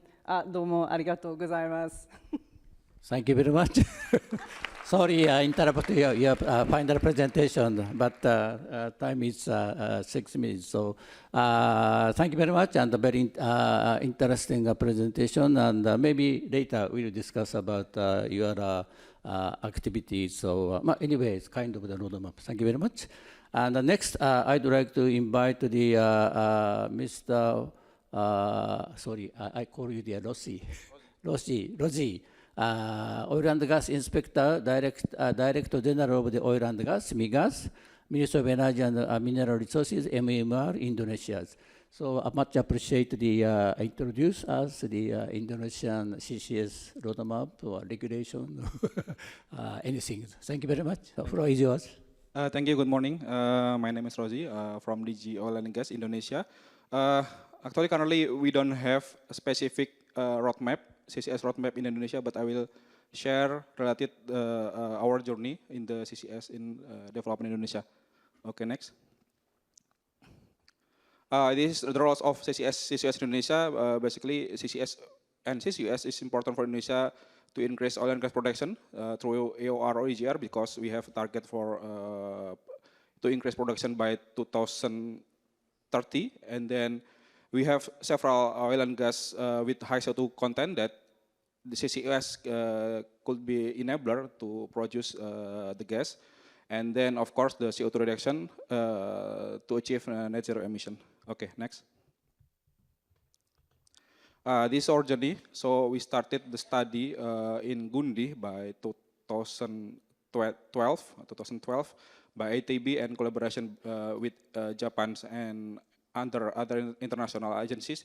And then we involved, DG Oil and Gas involved since 2015, and we established Center of Excellence for CCS and CCUS, with which Bandung Institute of Technology and Lemigas, our research center, as the main institution.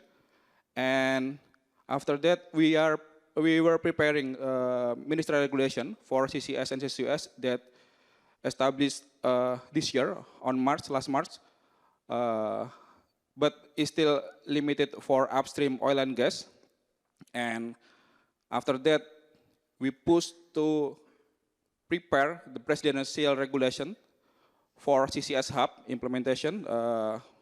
So we are currently preparing the regulation, and we hope that it could be finalized this year. So this all process will be the enabler and the support for CCS and CCS development in Indonesia. We have several projects that I will explain later. And in the future, we want to open for CCS hub for domestic and international. Next.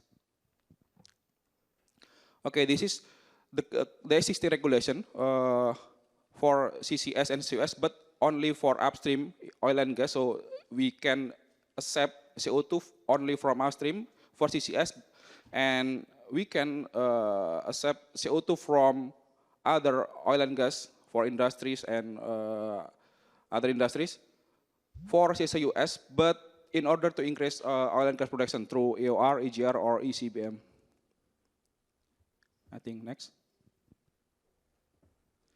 This is the current project, CCS CCUS project in Indonesia. We have around 15 projects that actually under study and preparation. The most advanced is in Tangguh in West Papua, that the plan of development already approved by SKK Migas, and they are currently conducting FID, and we hope that the FID could be this year.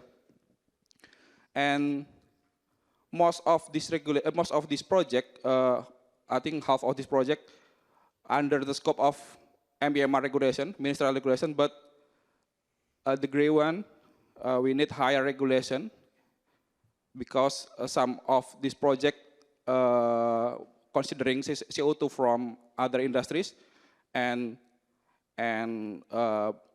other countries. Okay, next. And storage is an important part for CCS CCUS. So we are currently conducting study to explore the potential storage capacity in Indonesia. Before, we have several studies conducted by international agencies with many different potential. So we are conducting this study so we can establish a single map, we hope, a single map by the government of Indonesia, so could be utilized by the stakeholder in the future. The current status by July, the potential CO2 storage for oil and gas reservoir around 4.3 gigaton, and for the saline aquifer, I think more than 500 gigaton, but it's still theoretical calculation. Okay, next. During the preparing the regulation, we have some issues related the cost, of course. I think it is similar with other countries, and then related the cross-border, related how to treat the CO2, is it waste or commodities, and then CO2 specification, if you want to import the CO2, what kind of specification that we can accept to be injected in Indonesia, and the responsibility if there is a leakage during the operation or transportation. That's one of that's several issues in the cross-border that we are discussing in our ministry. And then related the MRV, because we need a robust and internationally recognized methodology, not local, not domestic, but we need at least bilateral or, of course, international will be very good methodology that could be claimed by let's see. May I other ask you to countries. summarize your Okay. And then capacity building, because we are still in the early stage, because so capacity building and human capital will be very important. Okay, next, my last slide. So this is my wrap up from my presentation. So as I mentioned that we have existing regulation, ministerial regulation number 2 this year, and in the future we want to open cross-border CO2. And CCS outside oil and gas working area, not only in the working area, but outside oil and gas working area. And we hope that we can finalize and issue the regulation this year. So at the same year, we want to establish 2 regulations, MEMR regulation and presidential regulation. A little bit ambitious, but the big part that we are optimistic with this technology to support decarbonization in Indonesia and in the region. Thank you. Thank you very much, Rashid, for your presentation, and we fully understand the Indonesian policy of the CCS, and I think that Indonesia is rich oil and gas production countries and the reserves, so that you have a lot of oil and gas reserve to inject the CO2. We call the EOR, EGR. So that is very, very, I think that is a good way at the initial stage, because you can increase the oil and gas production. So that is a benefit, so that not only cost, you can get the benefit. So that I think focus on the start of the EOR, EGR, makes sense. And also you can reduce the cost of the injection of CO2, and I think that is a very effective way for Indonesia. Thank you very much. And next, so Saik-san, appreciate the Japan's ambitious excellent roadmap of the CCS. So, Saik-san, floor is yours. Hello, thank you very much. My name is Norihiko Saiki, the Director for CCS Policy at the Japanese Ministry of Economy, Trade and Industry. And I'm more than happy to be here to have the very distinguished guests and experts and all of the players, important players who conduct make a contribution to the CCS business in the East, in the Asian countries. And I also thank you anybody who make a contribution to hold this very important event here. And so, yeah, I cannot say thank you enough at this moment. And this is the third forum for us to have our Asia CCUS network. And this time we will add 3 important functions to this forum. The number one is to disseminate what's the perspectives of the CCS in the context of the decarbonization of the economy. Actually, when I participate in the various discussion in the international forums about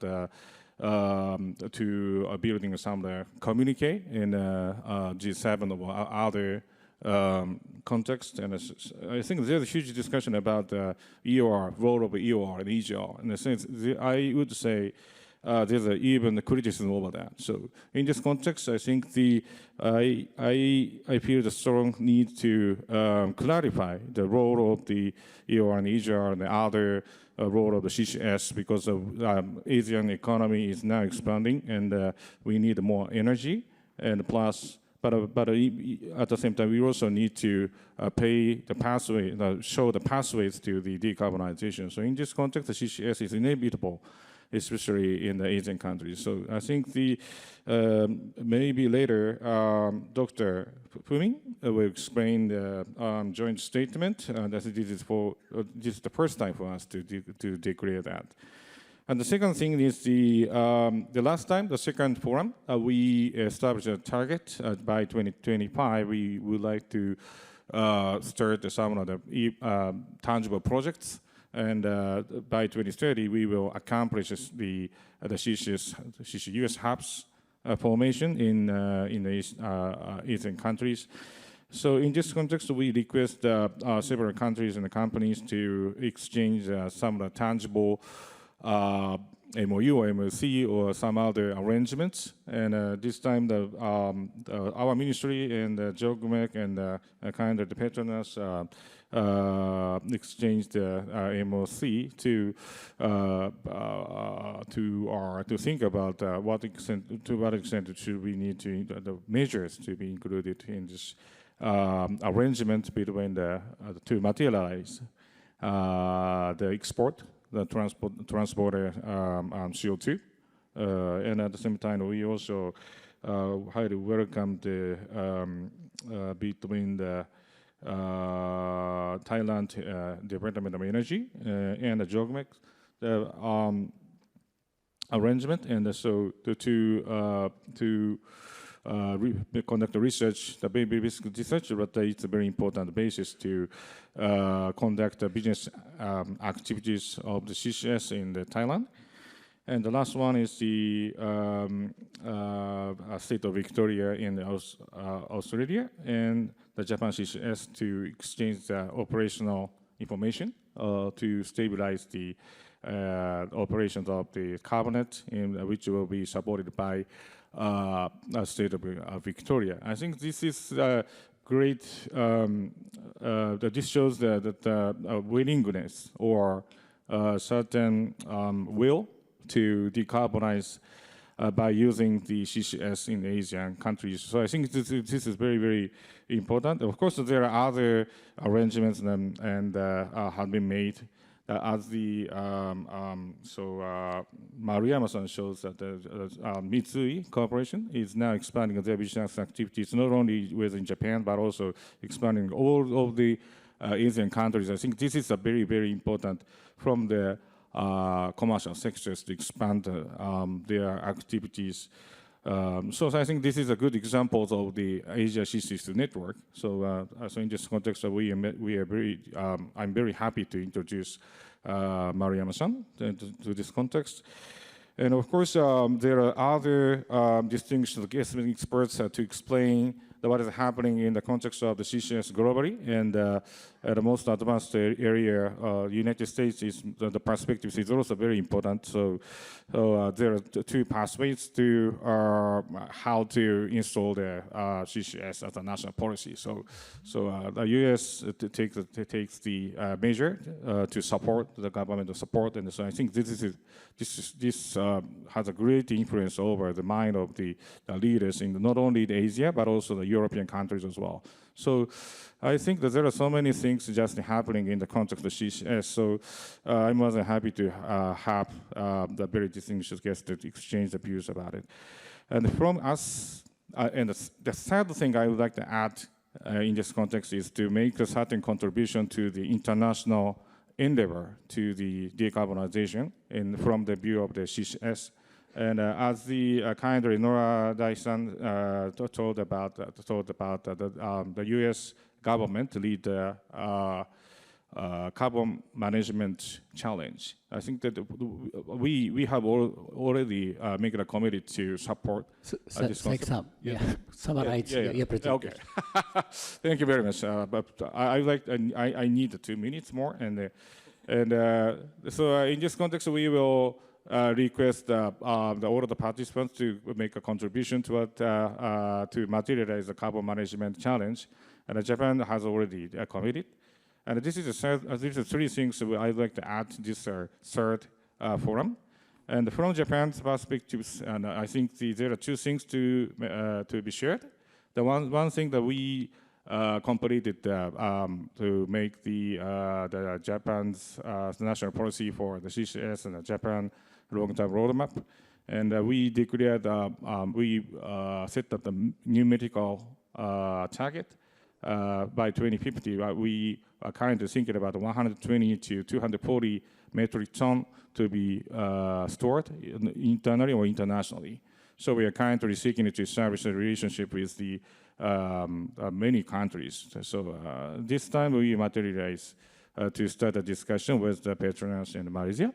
And of course, Australia is also a very important country. So we are, and the Japanese companies have tried to invest there. So we would like to discuss with Jocelyn-san as well. So of course, Indonesia is also very important country. So we Japan committed to the feasibility study to how to install the CCS capacity as the EGR in the Gundi. And of course, there are so many other projects there. The other things I want to mention is we just started the advanced CCS program that we selected 7 projects. Out of 7, 2 projects are closely relationship to the international transboundary CCS. So and Malaysia and some Oceania countries is involved in it. And out of 5 projects, the 3 projects are pipeline based transportation system, and out of five, and two projects are closely relationship to the liquefied carbon dioxide ships projects that we also invested to build of the liquefied ships. I think that this technology will also support the transboundary CCS. Without transboundary CCS, I think we cannot contribute to the decarbonization of the world.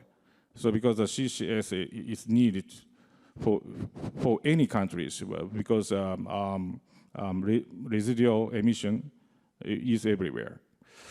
So that is all for my comment, and thank you very much again. Thank you very much for all of the people who make the contribution to the Asia CCUS Network and these events. Thank you very much. Thank you very much, Saik-san, and for your summary of the third forum, and also the Saik-san touched upon the Japan, the future collaboration with other countries. So that is very, and also that is related with the cross-border CO2 transportation. Thank you very much. And next, so I would like to invite the Ms. Noor Arin Mohammed Saleh, the head of the Carbon Capture Storage Carbon Management Division and Petronas Malaysia. So this Ms. Noor Arin, the floor is yours. Vice Minister METI, distinguished guests, ladies and gentlemen, good morning. Thank you for giving me the opportunity for me to share about Petronas and Malaysia CCS landscape towards the net zero target. Next. With the launching of our national energy policy in September of 2022, we have been seeing several frameworks being developed in Malaysia to deliver and materialize the energy security, just energy transition, whilst achieving social equitability and affordability, as well as environmental sustainability. Among the recent framework launch that has positioned CCS as critical pathway towards net zero were the new energy transition roadmap, whereby CCS has been put as the catalyst for the decarbonization of Malaysia as a whole. The next one is actually the new industry master plan, whereby CCS has become the pivotal element for Malaysia to convert into a more complex energy involving production of new energy, especially in the transition energy, the blue hydrogen, as well as the blue ammonia. Next is actually the announcement of the budget for the 2023 for tax incentives specifically for our CCS. And this is not only to cater for the storage development, but it's actually throughout the value chain of the CCS, including the emitters side as well. Zooming in into Petronas, we actually have already established and making a pledge in July of 2020 to have a net zero carbon emission by 2050. In October of 2022, we further refined our pledge by delivering the pathway with 4 main levers for us to achieve our short-term, mid-term, as well as the long-term target.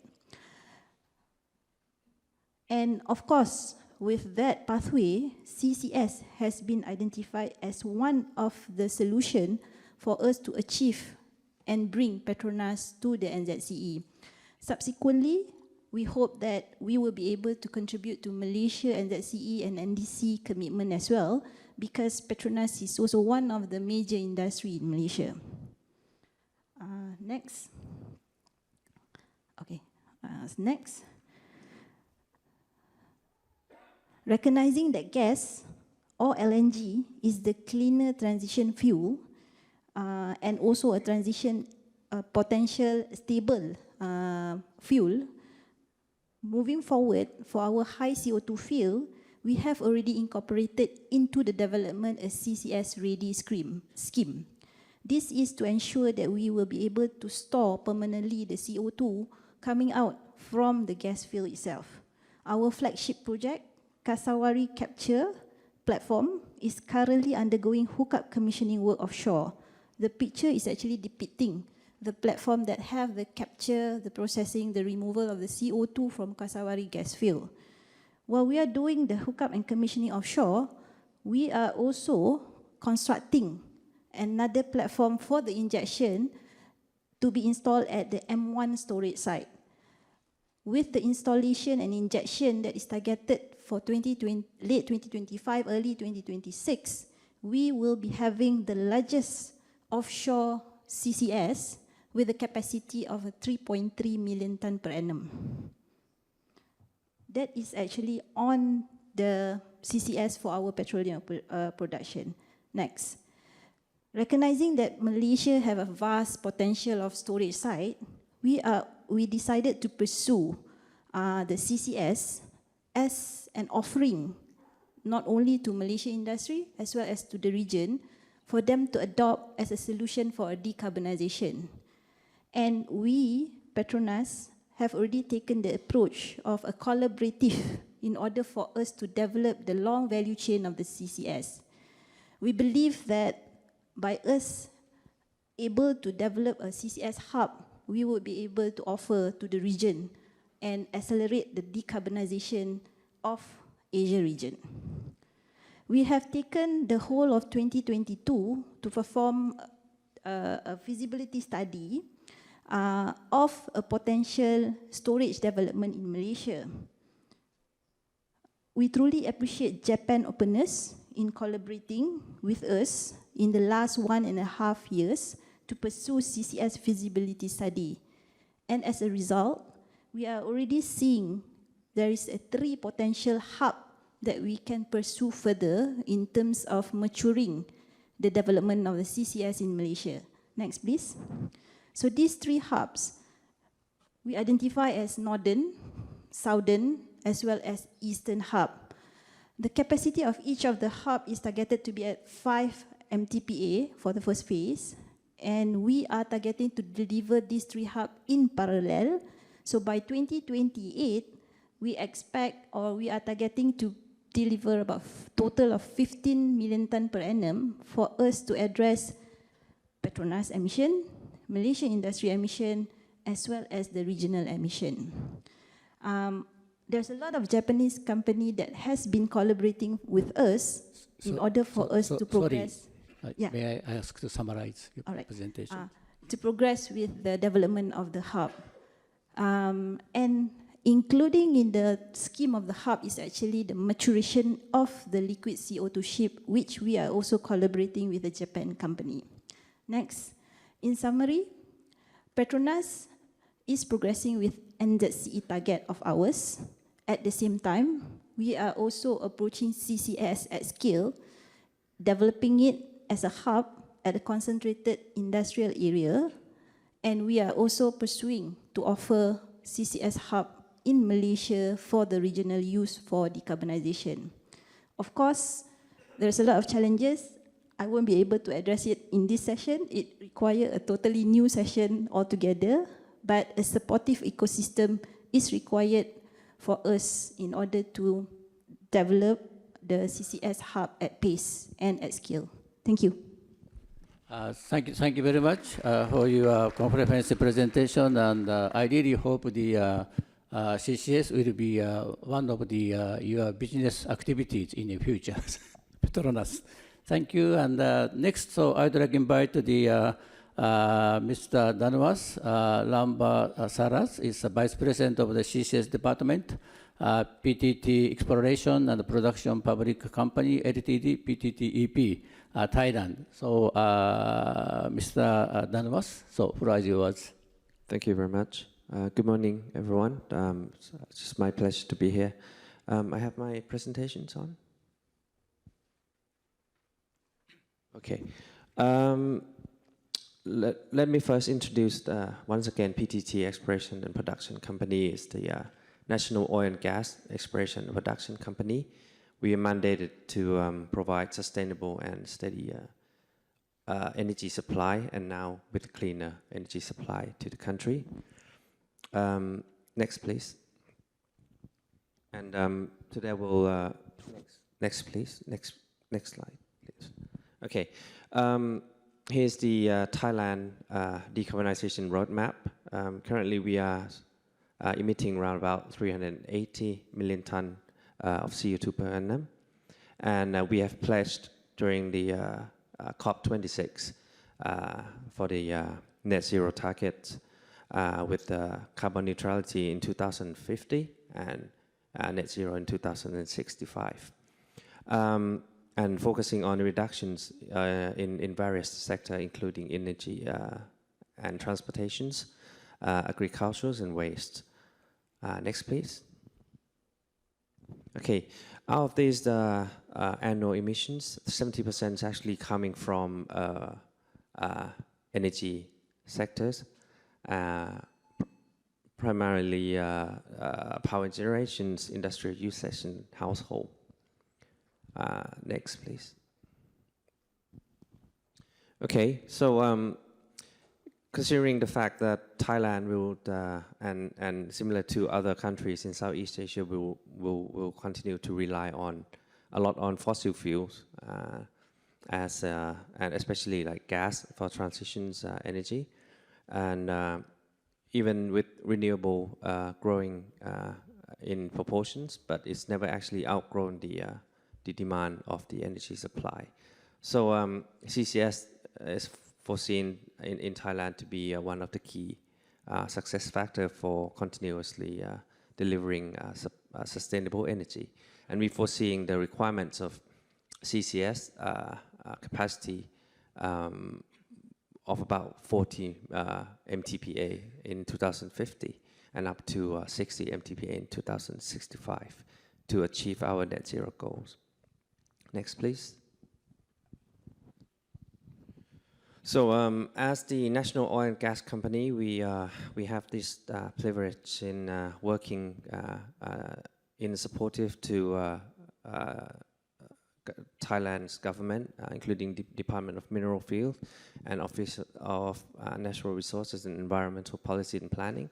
So PTTEP is actually spearheading a couple of CCS projects in Thailand. One of the first project here is called Artit field. Artit is our upstream oil and gas and condensate field operated by PTTEP in the Gulf of Thailand. Not only its importance in a major gas supply to the country, providing around about 280 million scf per day and increasingly to 350 million square cubic foot per day. But Artit will become one of the most important projects as the national CCS pilot project for the country. The reason why we select Artit as the first and foremost project is because we can leverage on the existing facilities. We have some sufficient depleted formations, depleted reservoirs, as well as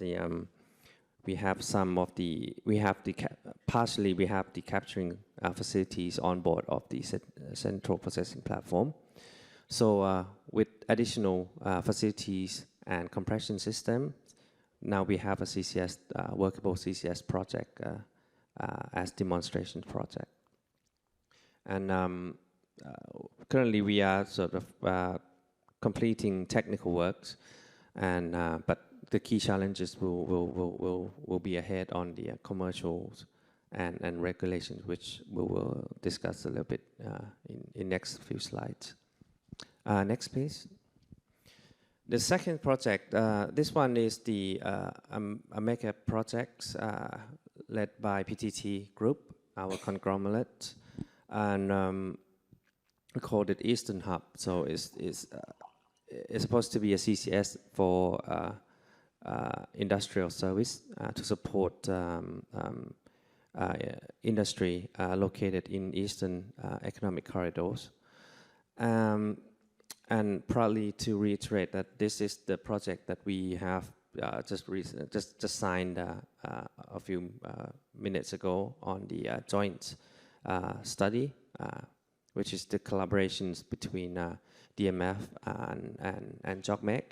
PTTEP will represent Thai counterpart, whereas on Japanese counterpart will be INPEX. So we'll for Eastern CCS Hub, we have performed several studies on the area, but right now the most important part is to perform explorations to confirm the storage volume of this area. Next, please. So the technical challenge is there. I think for being from the industry, from E&P industry, I think CCS is virtually manageable in terms of technical.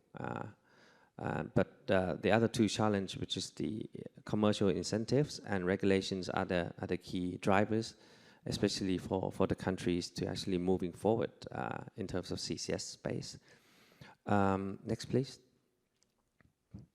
So as far as regulation concerns, as I mentioned, PTTEP is working together with regulators and authorities, providing their support, leading by Department of Mineral Fuels and Office of Natural Resources and Environmental Policy as a key regulators in Thailand. Department of Mineral Fuels actually taking charge of driving CCS project through the current Petroleum Act and under Petroleum operation activities. There are a series of efforts to amend and make it workable within the current jurisdiction of Petroleum Act.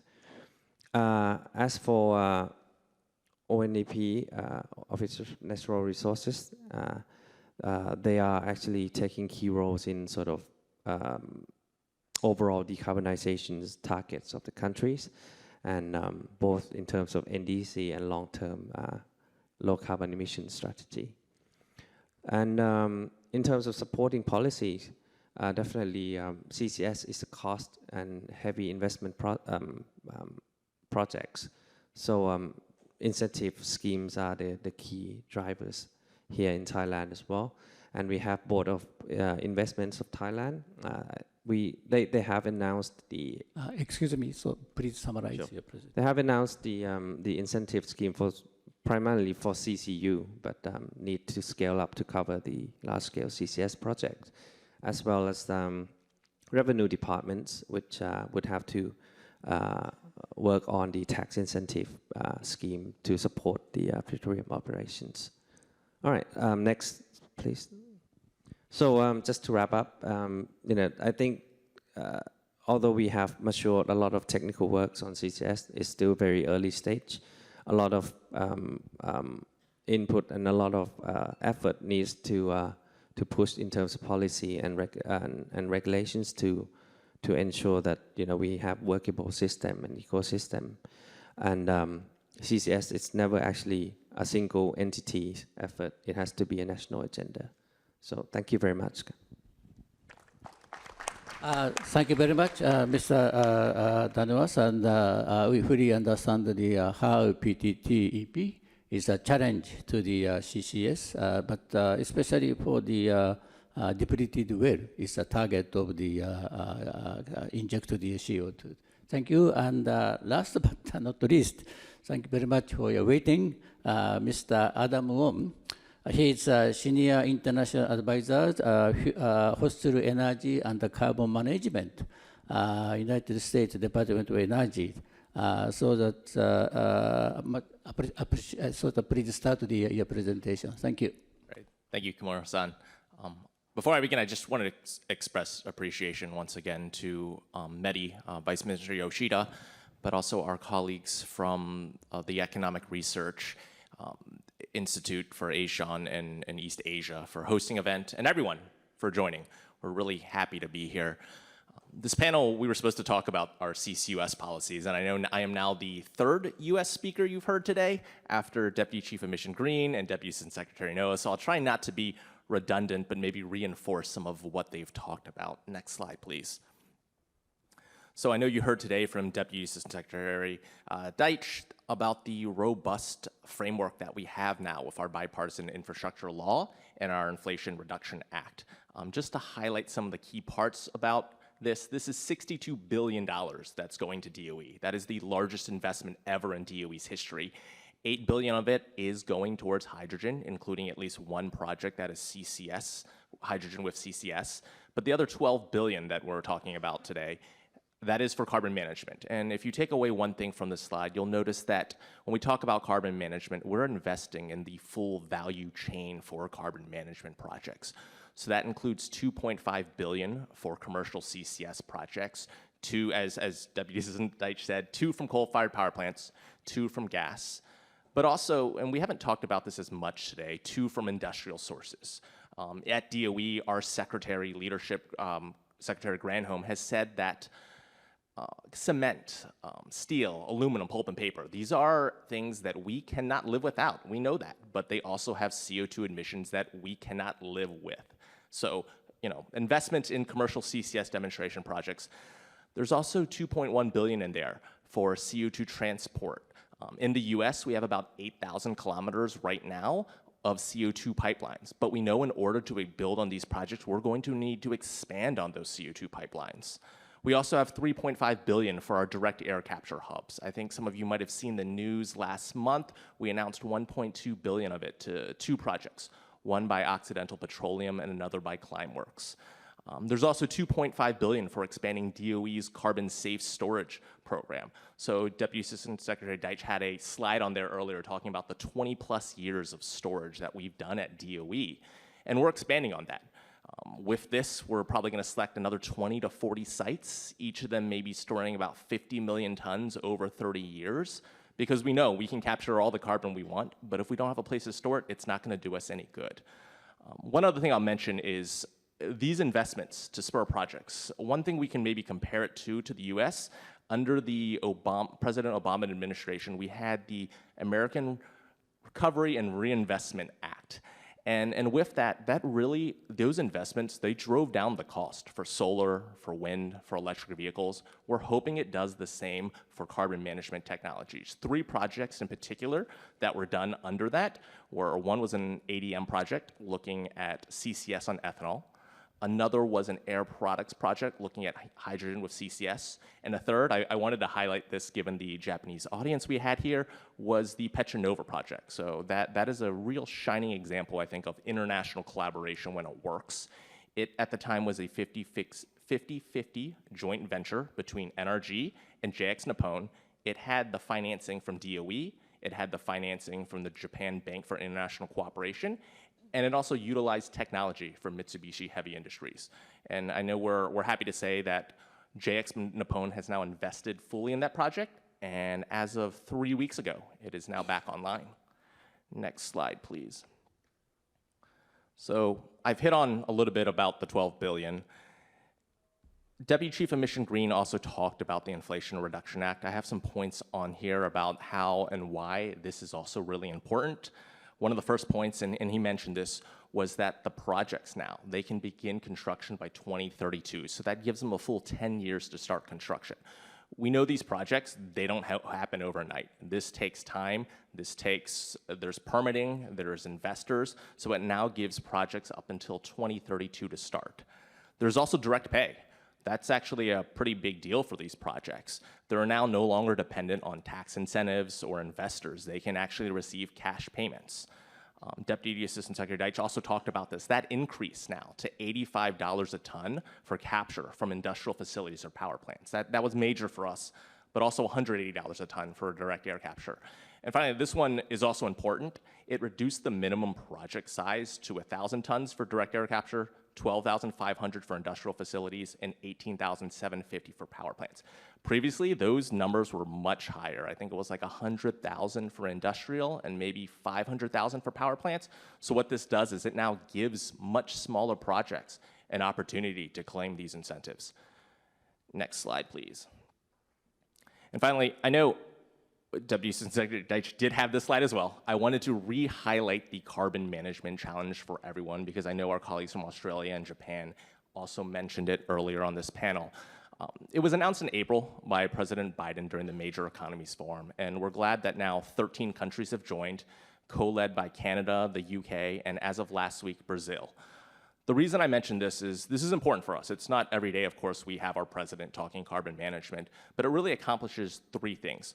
One is the recognition that carbon management needs to be in our climate strategies. And this doesn't take away from other areas. We still recognize that in the context of 1.5, we still need to be doing renewables. We still need to invest in energy efficiency, ending deforestation, and also looking at other CO2 greenhouse gas emissions such as methane.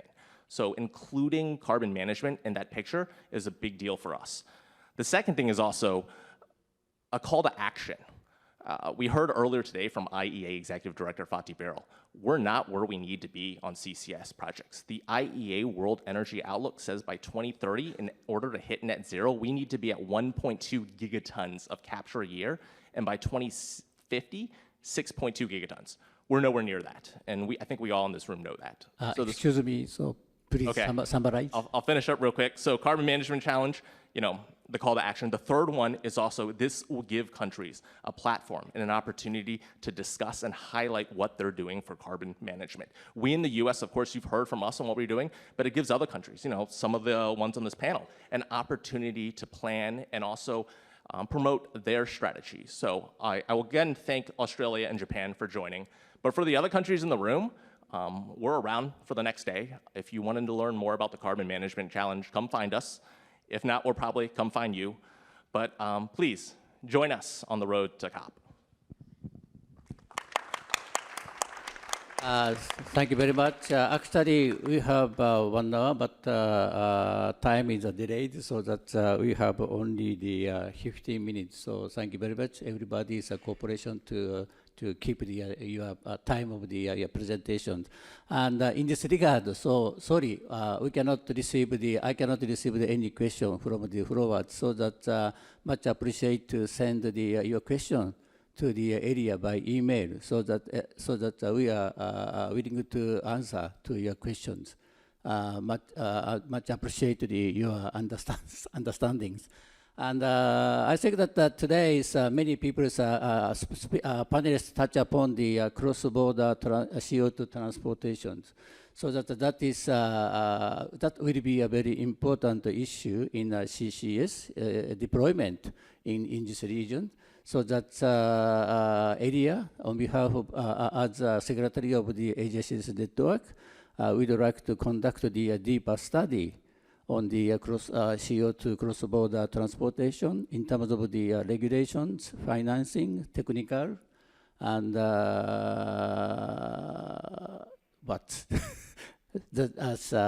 also the policy frameworks.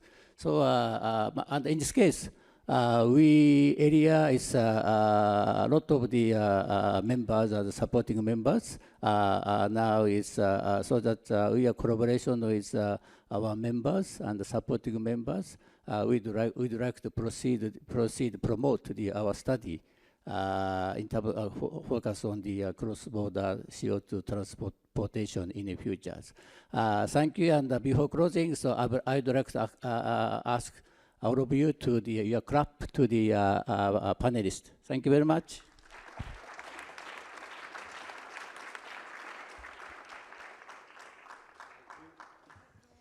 Thank you so much to Kimura Sensei and all panelists for sharing your expertise with us today.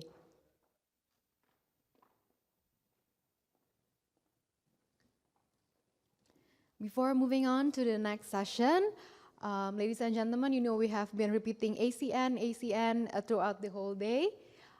For those of you, I believe most of you are familiar with it already, but for those of you who are not familiar with it, on your table, we have provided you a Asia CCUS Network brochure and annual report. You can read all information regarding this network, and if you have any questions, if you have any inquiries, you can always come to visit our website at www.asiaccusnetwork.eria.org. And also, we have distributed earlier the handbook of JOCMEC as well. If you need any information, if you haven't got this These brochures on your table, you can come to the registration desk and ask our staff for this.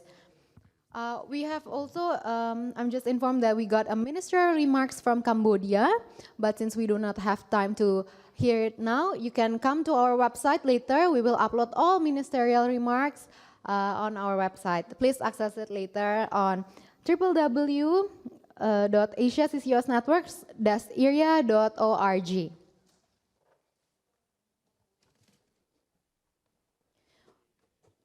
We are nearing the end of the event, but before that, please allow me to invite Dr. Han Fumin, Senior Energy Economist, Energy Unit of ERIA, and the Senior Officer of ACN Secretariat to deliver Asia CCUS Network Annual Report and Statement of the Third Asia CCUS Network.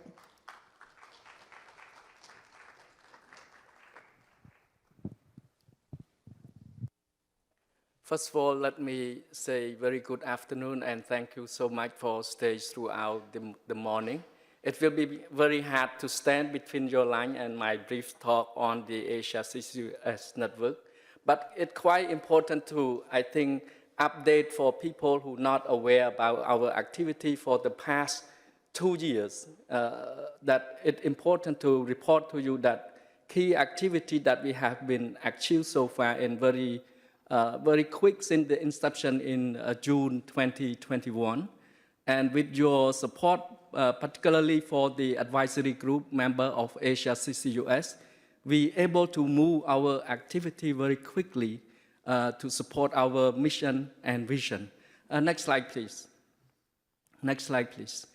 It's as always the vision of the Asia CCUS is to contribute to decarbonization of the region, and with key activity to promote knowledge sharing through our holding regular forum like this and meeting, and we conduct study to support the pilot project of CCUS in the region, hopefully by 2025, and we hope also to get some project to commercialize by 2030 in Asia. By 2030. The last, we know that the knowledge gap within the ASEAN countries, we need to bridge the technically, legal, and other necessary framework to get them on board in order to accelerate the CCUS deployment in the region. Next slide, please. In 2021, in June, since its inception, next slide, we were able to quickly manage around 5 to 6 knowledge sharing conference on CCUS by inviting key international organizations and countries such as US DOE, Australia, and other international organizations to join hands to share their experience around the CCUS, both regulation and what are the necessary support mechanisms, technology that need to be in place to support the whole value chain of the CCUS. Next slide, please. Furthermore, we are able to roll out briefly in terms of the understanding of the cost structure of the value chain from the capturing, transport, and also the utilization of the CCUS. Around 4 capacity building has been rolled out quickly within 6 to 7 months. Next slide, please. And the activity from 2022 to 2023, we continue to emphasize about knowledge sharing and capacity building. But next slide. But in additionally, to support the selection of pilot project, we are well aware that some countries were quite very advanced in Thailand, Malaysia, and Indonesia now working very hard with the collaboration with Japan, Australia, and United States, and with support from the international organization. They're able to already select some of the pilot projects, as I think throughout this morning, you probably heard a lot from Thailand case, Malaysian, Indonesian, and so on. So our continuous knowledge sharing and capacity building will enrich and bridging the gap of the understanding around the regulation, like cross-transboundary transport, like Kim Roy Sensei highlight, that I think probably we need to learn more from the Northern Light project. It's going to be kick off soon in terms of commercialization. We need to learn more from a success case like that and bring in for knowledge sharing as well as capacity building. Next slide, please. And every year we hold the forum like this. Today is the big forum to commemorate the successful throughout the year. That is, we call Asia CCUS Forum, by bringing and featuring all the success story and all the issue around the CCUS that we need to be understood and to be shared among our stakeholders. Next slide, please. Next slide, please. So I think the activity ahead of us, it remains around the capacity building and knowledge sharing. We hope to roll out several more knowledge sharing in this year. One of the things that we want to highlight is about financing. I think de-risking is quite important, but technology like CCUS, though it's, I think technology-wise it's mature to some extent, but it needs at scale. And at the scale that can bring down those costs around the value chain from the capture, transport, and permanently store those CO2. And it's also important that I think country now is work around the carbon markets. Perhaps next we are thinking about how this carbon market can support the implementation of the CCUS. And JOMEC has already, I think, bring in this very nice book on the handbook on the carbon credit. I think this will be support the implementation in enhanced oil and gas recovery. And we also enrich the 5 study that Commission. We tasked some of the research institutions, one from Indonesia, to conduct study, particularly for Indonesia, to map out the potential storage in Indonesia. And we also asked a global CCSI also to conduct 4 studies, and hope we can have this report complete this year, and we can deeper dive deeply into the report in this year. And we can share more information, hopefully. This 5 report will support the country to make a decision to some extent that they can select some of the pilot project and future hub of the Southeast Asia, particularly with also in East Asia like Japan, and other can transport CO2 and permanently store somewhere in Indonesia and other part of Southeast Asia. I think this is all what I want to say, but of course we have the statement for today's conference, but I'm not able to share you, but it is, the essence is around the importance of CCUS. The region still rely on the fossil fuel in terms of how we able to provide affordable energy in this region. So the thermal plant, particularly coal, oil, and gas, still important to drive economic growth in the region. So I think the role CCUS is one of the options, as many have said that this is one of the affordable option to reach the net zero by 2050 or beyond. I just want to thank everyone and conclude my talk. Thank you.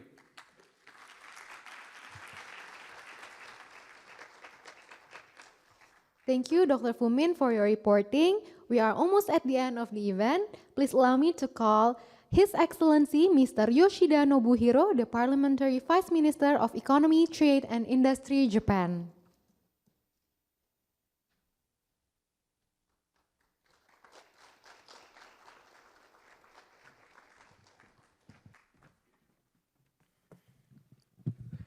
Once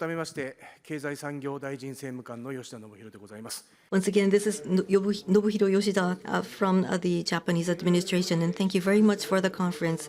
Before closing, representing the METI, I would like to say a word of a greeting. So thank you so much for staying until the last to this forum. I very much appreciate this, and thank you so much from the ministers who have been sending us messages in the voice format, and those representing each country is coming over here, and each people giving us the keynote speech, and everyone who have been making this forum realize, I would like to send my gratitude. The Asia CCUS Network Forum has initiated at 2021, and ever since that, the CCS and Asian region, and CCU. This has been working as a platform for the Asian regions and have been working on the introduction of CCU or else cost analysis and investigations, and also having a platform for education. And when holding the CCUS Network Forum, the regional and the nation level preparations, and in order to realize the export-import of the carbon, we need to be raising our economic aspects, which is important. And through the panel discussion today, we have been focusing on the administrative part of CCUS and CCU. We have been listening to the world trend, and the roadmap of each countries were shared. And within ASEAN region, the CCS project, where we see the challenges and problems, were shared, and it was such a vibrant way of exchanging opinion. Today, Japan has been announcing the long-term roadmap of CCS. As Mr. Saeki mentioned, the CCS business start until 2030. Japan has been selecting 7 industrial areas in order to start with the kicking off of the project. In order to introduce the CCS, we need to be prepared for the legal aspect and have to be designing the technical part and technical design of the whole aspect, whole project. Through Asia CCUS Network Forum, we will be sharing what Japan is doing. And Japanese government is also supportive of Asia CCUS Network Forum and also would like to help and contribute to realizing the vision of the CCUS in the whole region. And before closing, the 3rd Asia CCUS Network Forum, thank you so much for your attendance. With you, we would like to be linking up with you in various opportunities as METI in order to realize the CCUS within the ASEAN region. And we would like to cooperate and we would like to expedite this endeavor. Today in the afternoon, after we're going to be holding a PPP industrial workshop. And with your participation, I believe and I expect highly that a big synergy is going to be generated. So again, I would like to close by saying thank you so much for your attendance and your cooperation. Excellency, for your closing remarks. Ladies and gentlemen, we have reached the conclusion of this event. We wish to express our heartfelt gratitude for all of you who have been joining since the morning, both in person and online. This has been a very productive day, and we are very happy to share this experience with you.